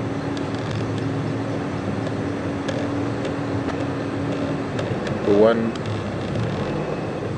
might have been taken by a cat or something. But lovely big bull, a cow, well it's actually a ewe. It's a bull and a ewe rather than a bull and a cow. And 2 lambs. And they're just not quite the same size, so I'm thinking that maybe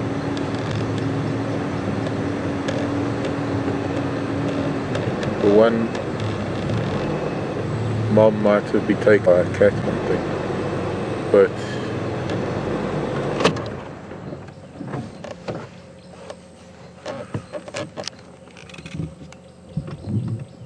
almost an argument for perhaps twins, which is very, very unusual in this world where there's so many predators and where a female mammal has to devote so much of her energy to one individual, to have to devote it to 2 just spreads the risk.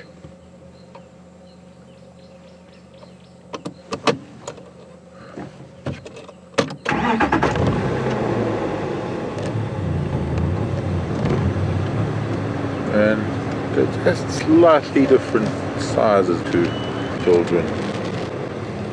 I'll be able to get a fairly clear shot, although they are moving. Might be able to get a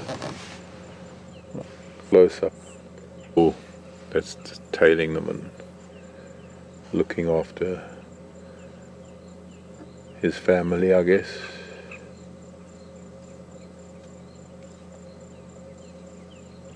They've got very similar spots on their rump. We need to count their stripes actually as they go. Oh, that's going to be nice. I need to go back a bit. They're going to go up, I think, into that little patch of sunlight.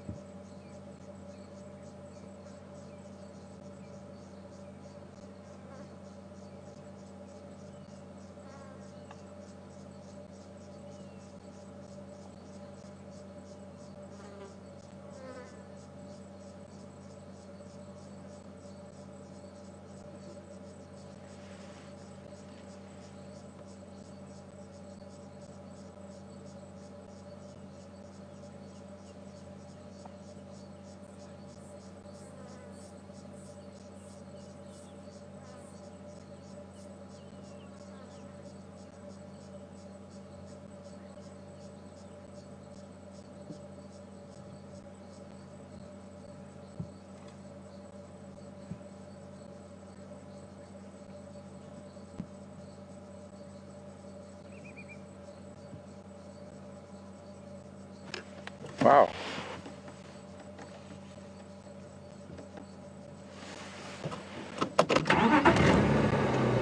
That was quite a actually.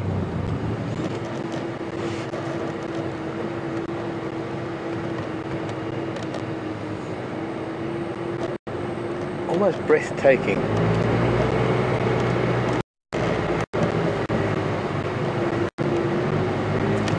I would say sometimes moments it's just really special in that little family. I hope that I managed to snap both of those little ones as they crossed the riverbed in front of us, and that I could compare their stripes. But if I don't know, I don't want to preempt anything, but I don't know, they might be twins. And there's a monarch. We were talking about African monarchs, and there is milkweed. It's on the milkweed at the moment. Are you falling asleep, Kokoma? I'm boring you to tears.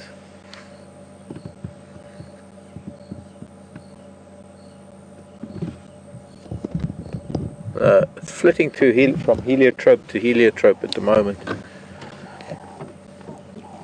We were talking about the African monarchs just yesterday, that our African monarchs don't migrate like the North American and Central American monarchs. Hello, Flutterby.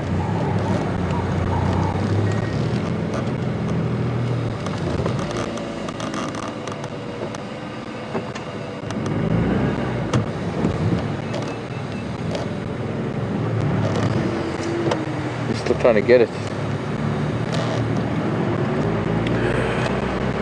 I want to head towards Djuma Waterhole, Djuma Dam. Scott has got Mvula again.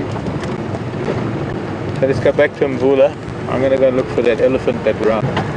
Wasn't much happening on Arathusa. So I'll see you shortly.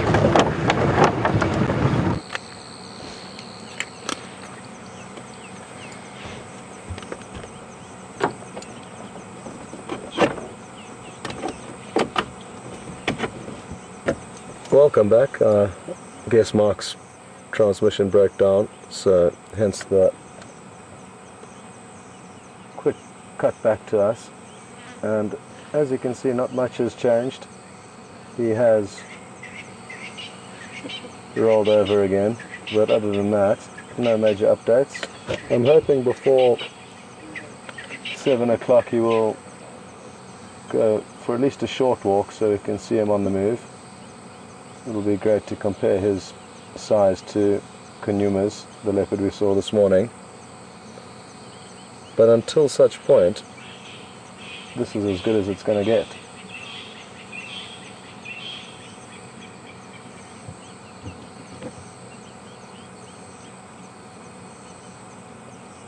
And the other vehicle that's joining us in this sighting is, they've just arrived today, and what a start they're having with this great sighting as their first drive.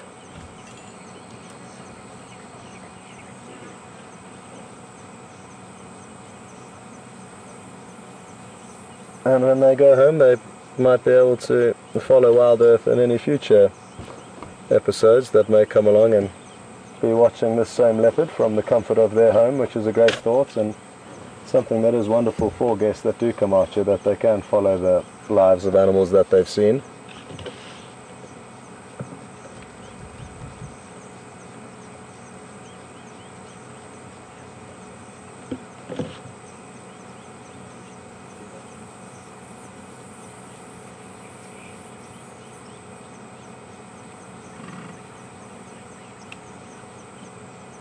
I'm almost tempted to go and look for Kunyuma, which is in fact this leopard's son. Well, it's believed to be Mvula's son. It could be well that the mother's not far from here, as well the tracks of the female leopard that I was following earlier this afternoon could well be Karula, and it was Karula and this individual that would have mated in, when was it? 2012, September 2012, October 2012, and then a few months later she would have given birth to Djuma in quarantine, and Djuma was the male we were watching this morning.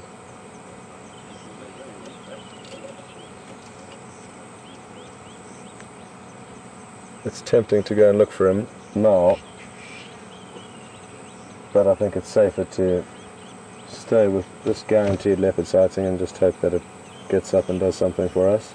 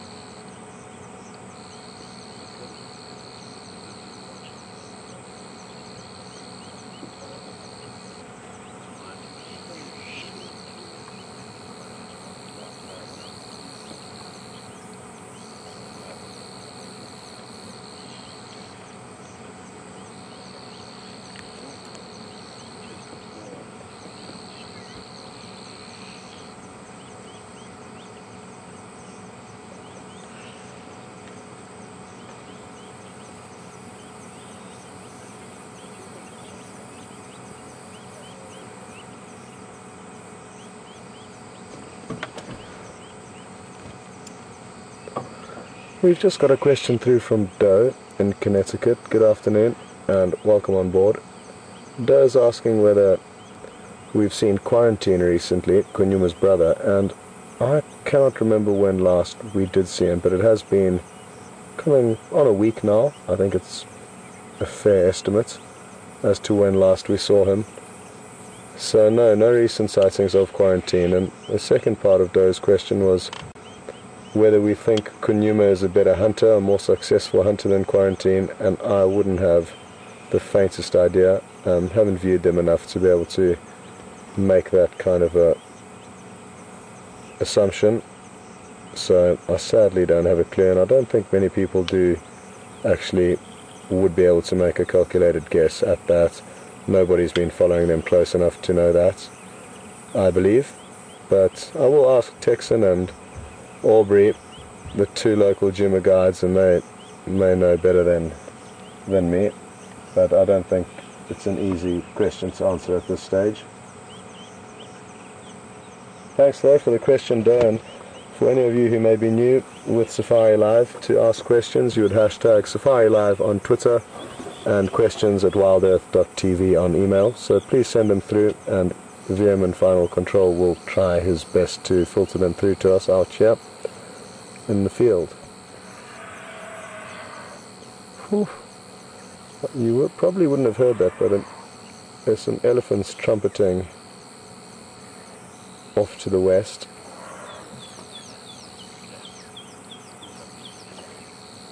They're making a real racket, and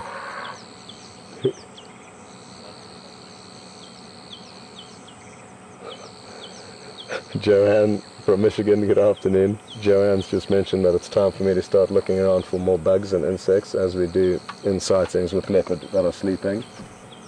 So now I am looking for bugs, but can't see any immediately around us. But I will keep looking. And it'll be interesting to know what the elephants were trumpeting at back there, but it's a thick block, so we won't be able to go and look right now. Go ahead. Affirmative. 2 vehicles here. You're more than welcome to make your way as a third. He's still lying up here, fully monstered.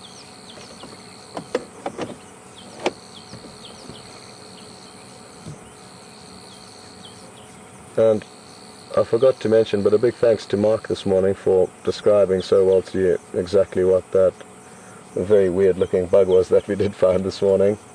And Interestingly enough, Mark's actually showed me some photographs of his own of that same bug, the twig wilter bug, and that really was a jackpot this morning, on top of all the other things, little mini jackpots. Well folks, until we hopefully get this beautiful cat on the move, we'll probably think about heading back to Mark to see what he's up to. So if you're in your own time, you can cut across to Mark, but we'll wait for him to get active before we give you a call to come back.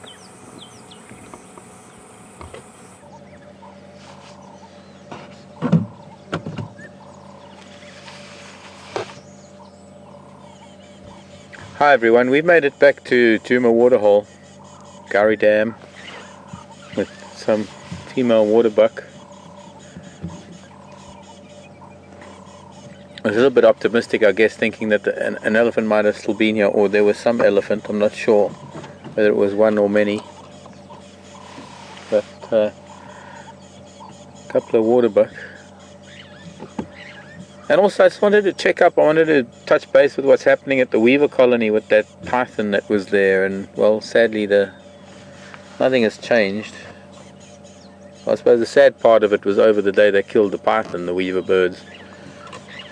For now though, it's just a case of,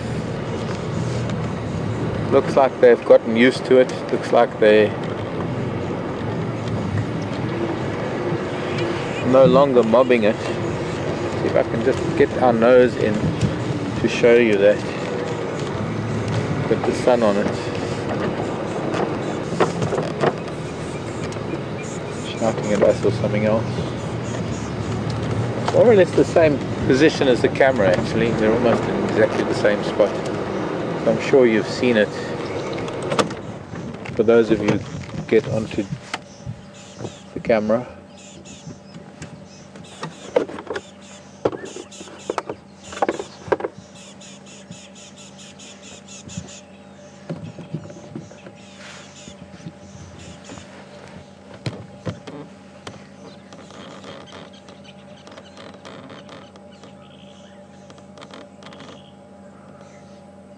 I guess by now they've realized that it's no threat to them anymore and they're just letting it hang. One of these days I suppose decomposition will start taking place and it'll fall into the water. Such an interesting concept, the whole just start to beginning to end, rather start to end of this whole saga. And African rock pythons are not that common anymore. There were days past when you used to get rock pythons of 15, 18 feet long.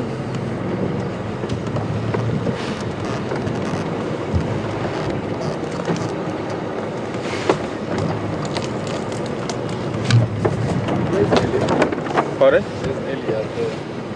There's an ellie. We came here looking for an ellie, and thank you Brian, because I know Scott's busy with the Mvula, and there was a pachyderm around here at some point earlier, and here he is. I was about to go up onto quarantine, might have missed out on him. Big bull, I think this is that big bull who's in must. So let's go and see who he is and what he's about. He's heading to that big marula tree. Maybe we sort of head to the same tree. Oh, there's more than one. There are a few ellies here.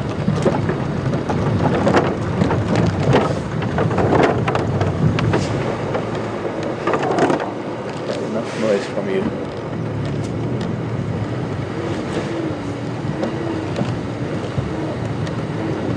A couple of young bulls sparring. Yes, these are a couple of young bulls that are just tagging along with this big bull.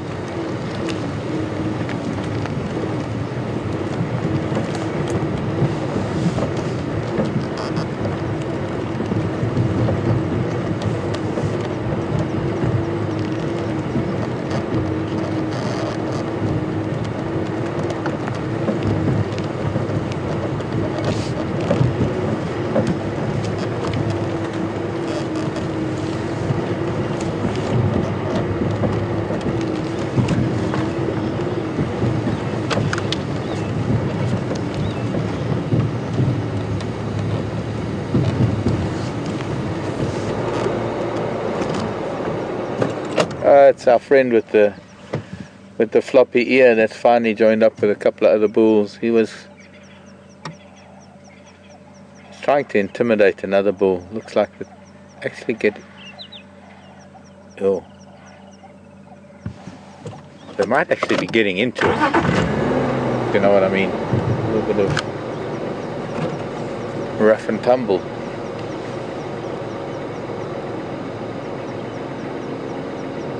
Okay, we've got to look at this bird. Sorry, just while we're waiting to see what these ellies are doing.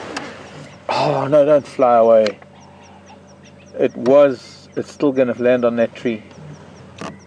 There we go. It's not in the sun. It was in the sun at the top of this wattle.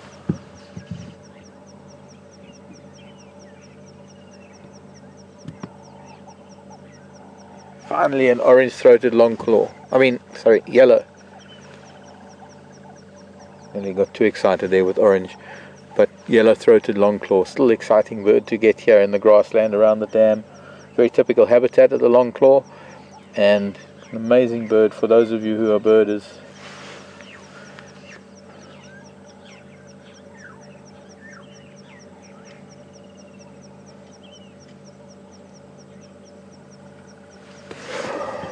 Look at the dust.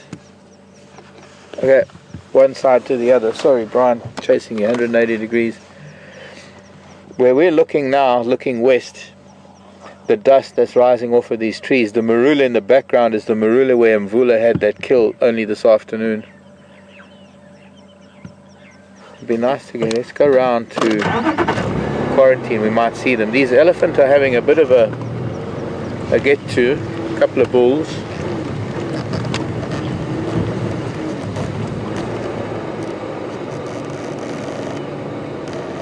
No, they're coming out here now. It's hard to guess where they're going to get to, but it looks like two bulls. I don't think they're fighting. I don't think it's serious. I think this is a lot of play. I think, and a lot of dust.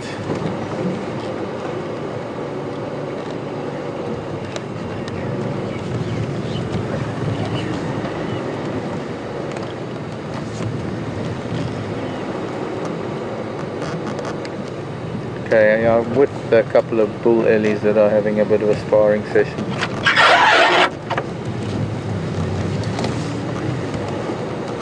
Who's live?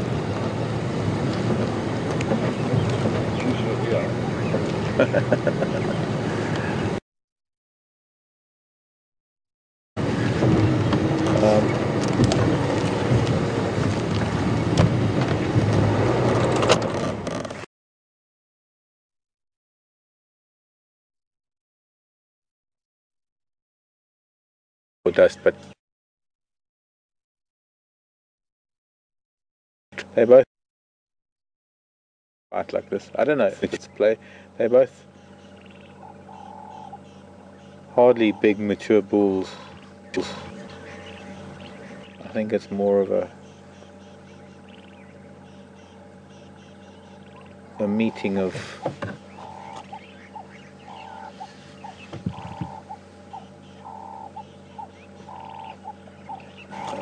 of minds that don't quite agree.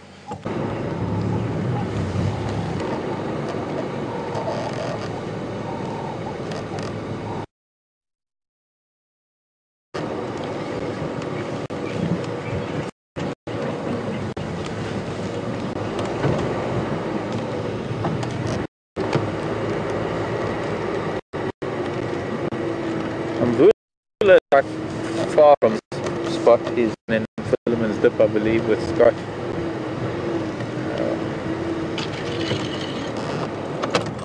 I've got elephant backing up towards us.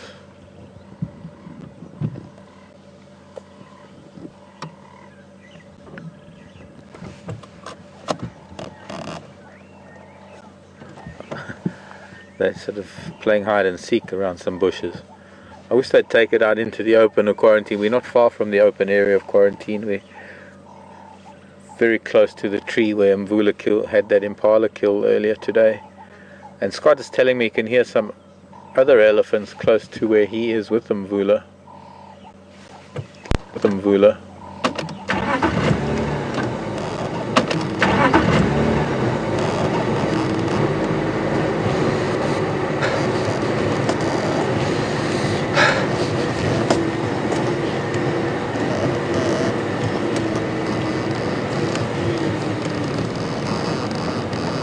Getting pretty thick, I think.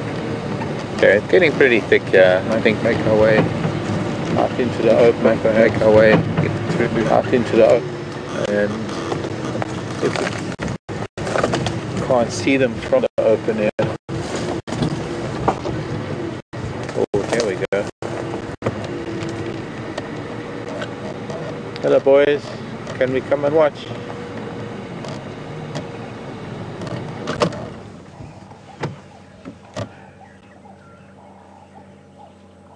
Youngsters having fun, summertime fun.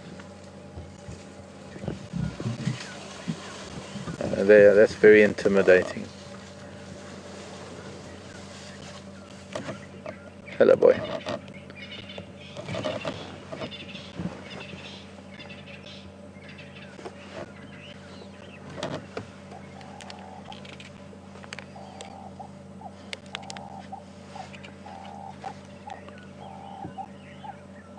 When in doubt, find marula fruits.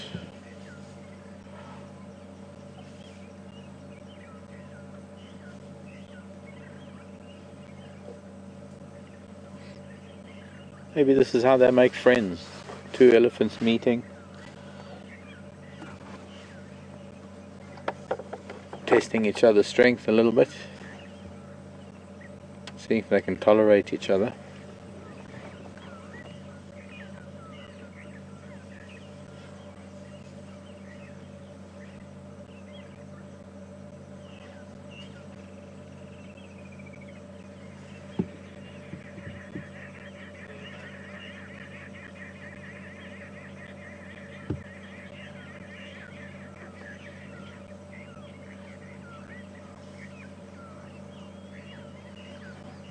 Floppy ear's gone off, so I guess they've finished their little altercation. Is this monkey orange in the way? A little bit.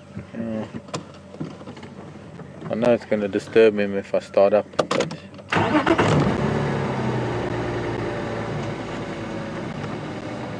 doesn't have to.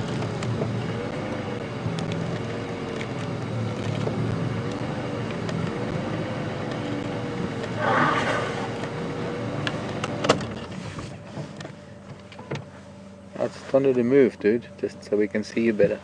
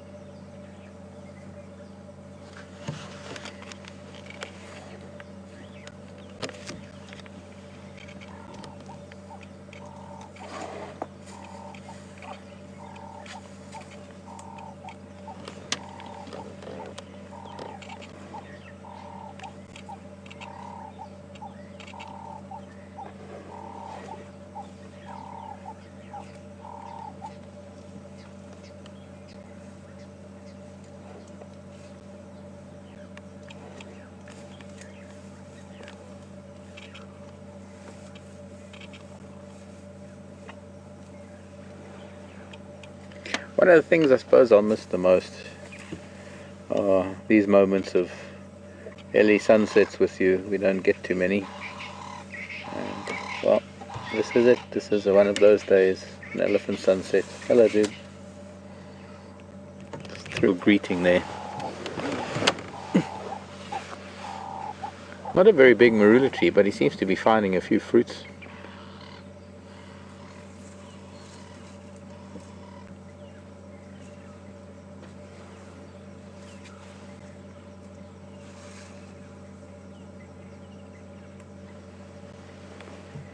floppy ear, not much further up ahead. He also has just gone back to feeding, just running around, and being Michigan stopped for the time being.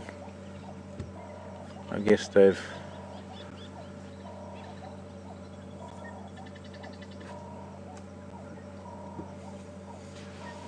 I don't know whether it was play or if it was an introduction or if it was meeting. It was difficult to tell what it was. It was nice to catch parts of it through the bushes, and especially those big dust clouds they were picking up into the sunset.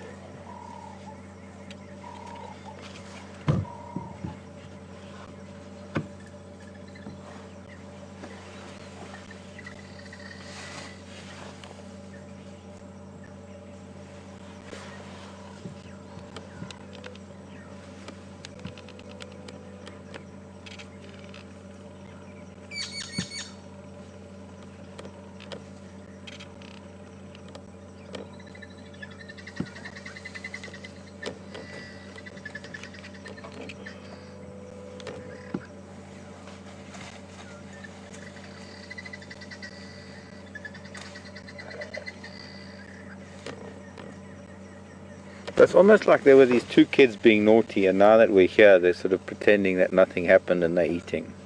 And he's picking up marula fruits and old floppy ear further on. Let's go see if we can catch up with him, because he's also feeding just on the other side of this termite mound. Let's see what kind of mood he's in today. He was in a very relaxed mood yesterday. Very peaceful. I can get to see him through here, otherwise I've got to go out onto quarantine and might not see him from up there. Wasn't too far. It was around the backside of this termite mound. But I guess he's gone.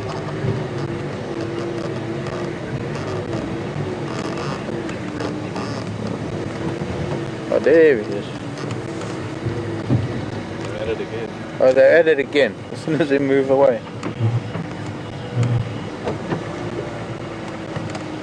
He's sneaky, that floppy ear. He was waiting for us to move. Look, there's hyena.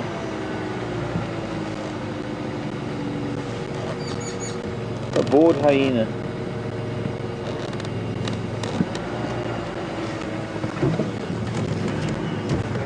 Oh, is this, you got your den in here somewhere, is it? You children. No den, just sleeping amongst all this monkey orange. How's that looking, Brian? That's good. Okay, never mind almost being trampled by an elephant. Just sleepy hyena, just nonplussed whatsoever, I guess. And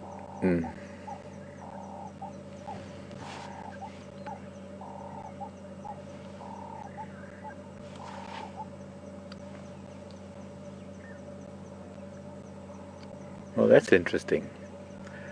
Maybe they are just because it's summertime. Maybe they don't even have a den. Maybe because it's so thick here with this monkey orange.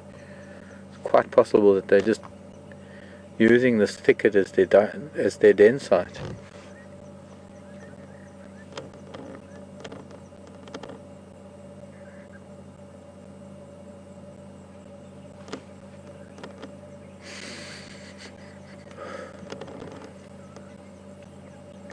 Just waking up, being sunset and all.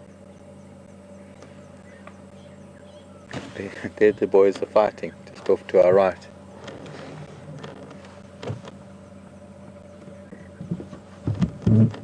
Okay, let's leave hyena to. We might find a present under that marula tree there, little hyena. Mvula might have left you some scraps. Okay, let's see if we can work our way around this termite mound. 45-degree angles and all.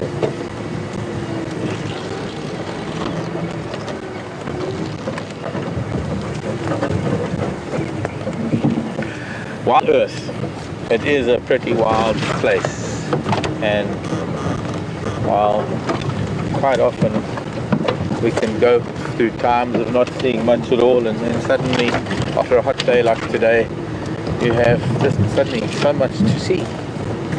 There's house right here.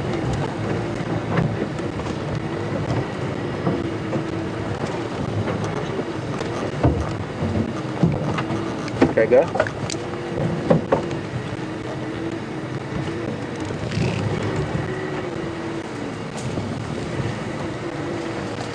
Hello, Mike.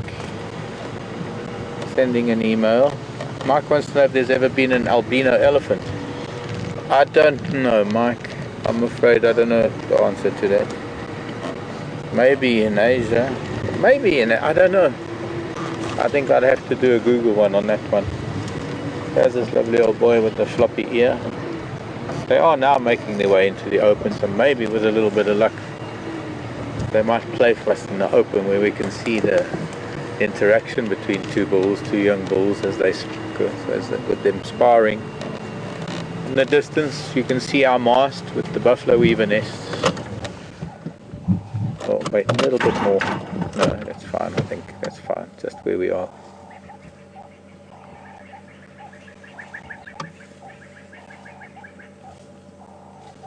I think they must know each other, and this is all just...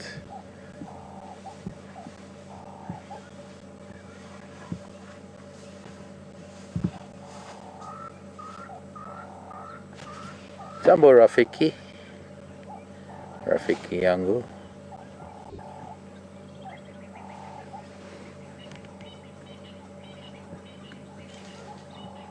It's not fighting, it's just play. But I think that other one's being a bit of a bully. Or floppy ears just being too submissive.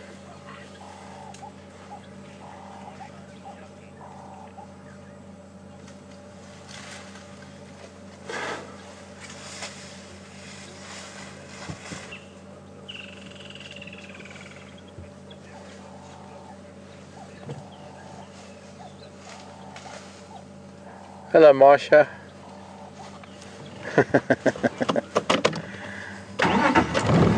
Marsha's saying, could they be squabbling over marula fruit possession? No, no, Marsha, no, not at all. They're running around and pushing around. No, it's not that at all. This is just what young elephant bulls do. This is them. It's like us as kids. We wrestle in the playground.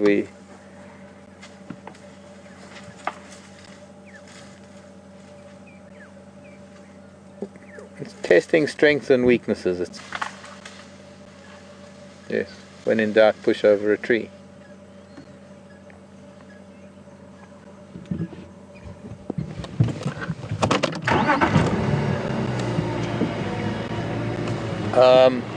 If you find elephant actually squabbling over the ownership of the fruit at the base of a marula tree, you'll find one elephant feeding in one place, and it'll be actually chasing off other individuals from that immediate spot.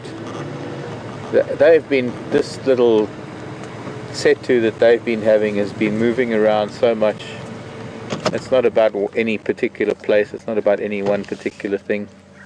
Are you going to take it out on me now? No, you're not, because you're a friend of mine, I hope. You were yesterday when I met you. Everything was fine yesterday when I met you. Hey?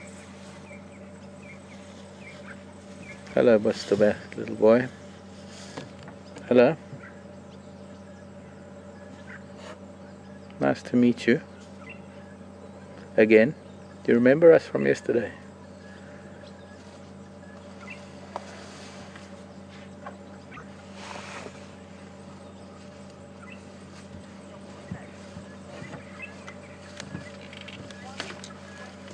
Ryan in Utah.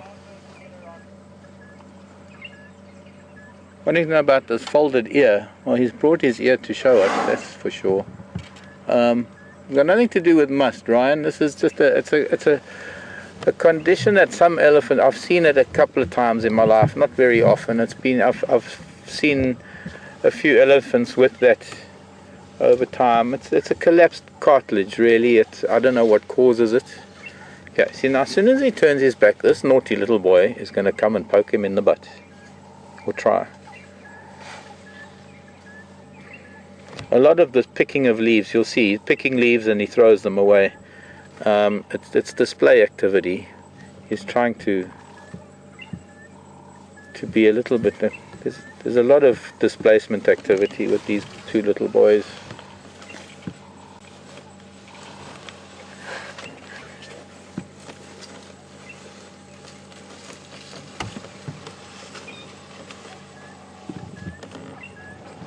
So they're not only displaying to each other, and he's actually taking refuge with us, our floppy ear boy. Just remember, I'm here when you're backing up, dude.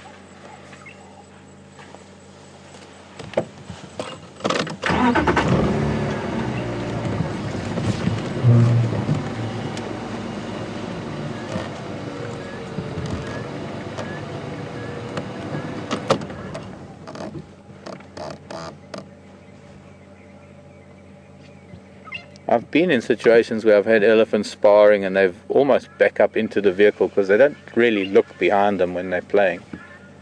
And I've had to remind them by either tapping on the side or just saying hey. They can get a little bit carried away sometimes.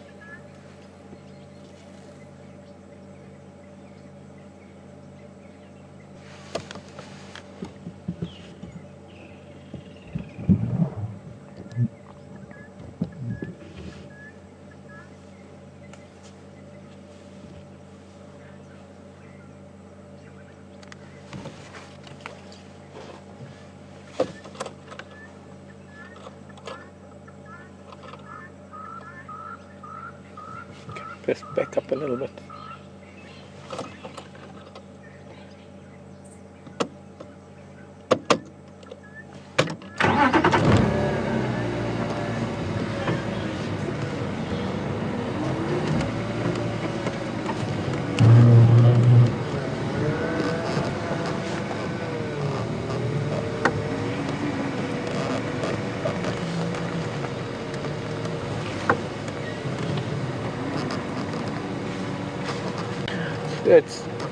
I can't tell you how amazing this is, how lucky we are that these two little boys are actually allowing us to just tag along and watch this behavior. There's not that much feeding that's going on. A lot of it is pretend feeding, a lot of it is posturing and just I think they're feeling each other out. I think they might, I can only speculate as to the history of these two little boys, whether they've known each other in the past or they're meeting now for the first time, or they might have met sometime in the past. None of that actually is a certainty. We can only think of what might be. But what certainly is evident is that there's a little bit of feeding, but there's a lot of testing each other, and I'm seeing a lot more dominance from the other bull, and I'm just, if I can use the name floppy ear, because that's the way to identify him. He's not really being too offensive, he's being rather defensive, but he's not being so defensive that he's just leaving the area entirely. If anything, he's actually encouraging the other bull, or he's I wouldn't say goading him, but he's not leaving the area, so he's allowing whatever is happening to happen. He's quite okay with it.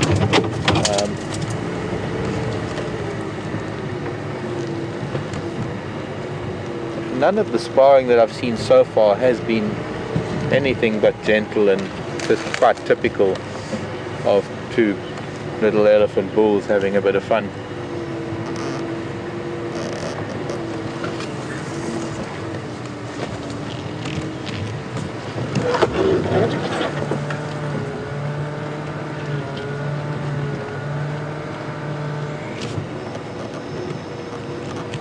Beautiful sky.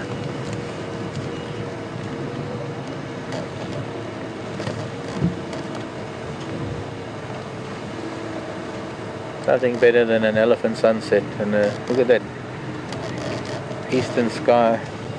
with the rays and the light.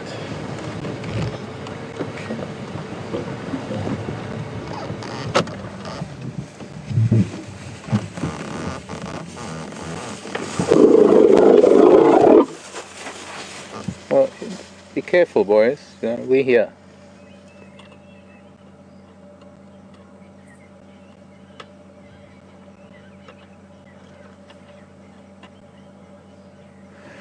Now that was this little boy on the right being really nasty and taking advantage of our floppy-eared friend. So there, I'd say a little bit of bullying.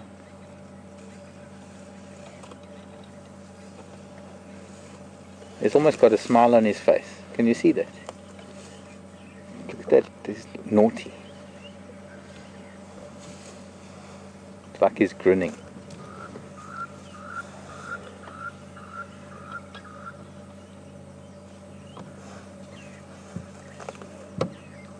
Floppy ears giving up. He's disappearing down towards the dam. I think there's the new moon, by the way. Just also looking at the new moon to the west. Well, my first time to see it. It's actually a 2-day-old moon, so new moon must have been about 2 days ago. So we're into a new moon phase. Wonderful. Yeah, am I talking too much? I'm sorry. Got a little bit of an injury on your trunk there, dude. Maybe that's why it's so grumpy. I don't know, I'd say that's from all this fighting. Maybe he's trying to get back at Floppy Ear because Floppy Ear gave him a bit of a... Kind of a what for? Yeah, a bit of a boo-boo. Okay, dogs. Rather fantastic. Welcome to my Africa, buddy. My world of elephants. If I don't have elephants, I don't have life.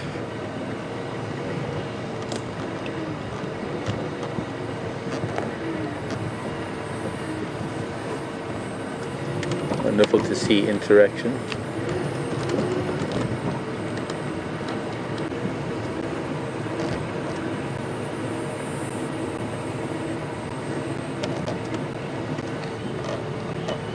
He's still kind of antagonizing our little floppy ear.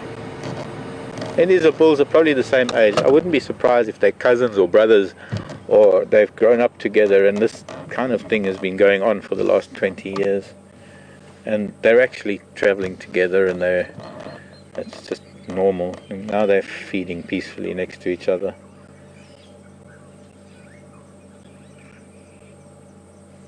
You know how teenagers can get, or young guys. They can, one day they're friends, the next day they want to beat each other's brains out. Well, not quite beat each other's brains out, but he has a personality. He's got an aura about him, this floppy ear, that is almost harmless. It's almost like it's...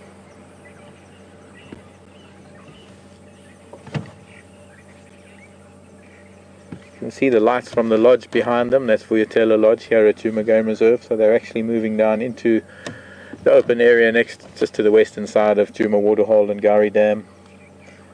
And it's about now that I'm going to be saying goodbye to you all and going to be handing over to Scott. Thank you from my side, and Brian and Thumb. Thumb going to make an appearance with elephants. Yeah, okay. And well, bye everybody.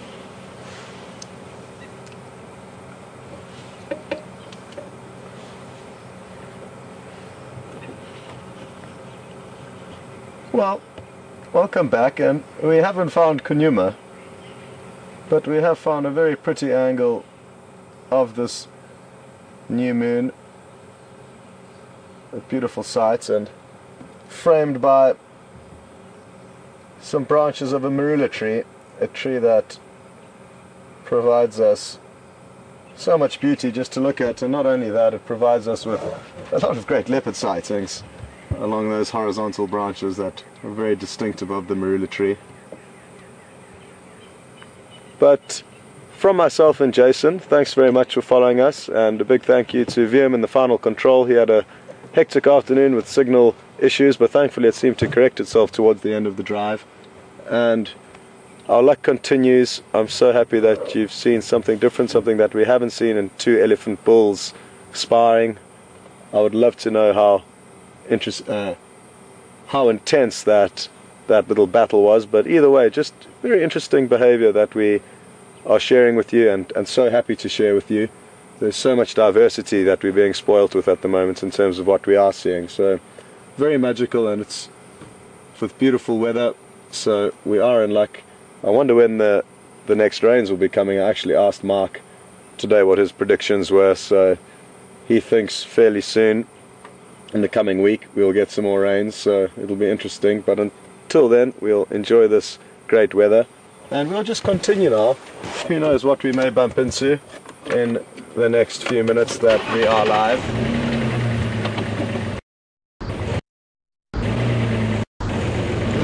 Tech arm that we drove, it's a young elephant bull appeared out of nowhere and charged right up to the front of the vehicle and then moved off. So again, it just goes to show that you can drive the same road up and down, and each drive will be slightly different.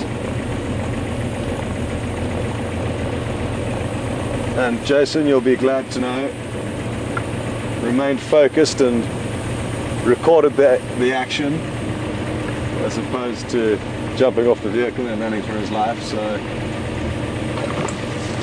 he's in control of the situation after his little incident with Mark a few years ago. But again, a very big thank you from all of us for following us, and both myself and Mark will be out tomorrow morning, and we look forward to the adventures that tomorrow will bring. And I hope you all have a wonderful day or night, depending on where exactly you are on the planet. So bye from myself and the rest of the team until tomorrow.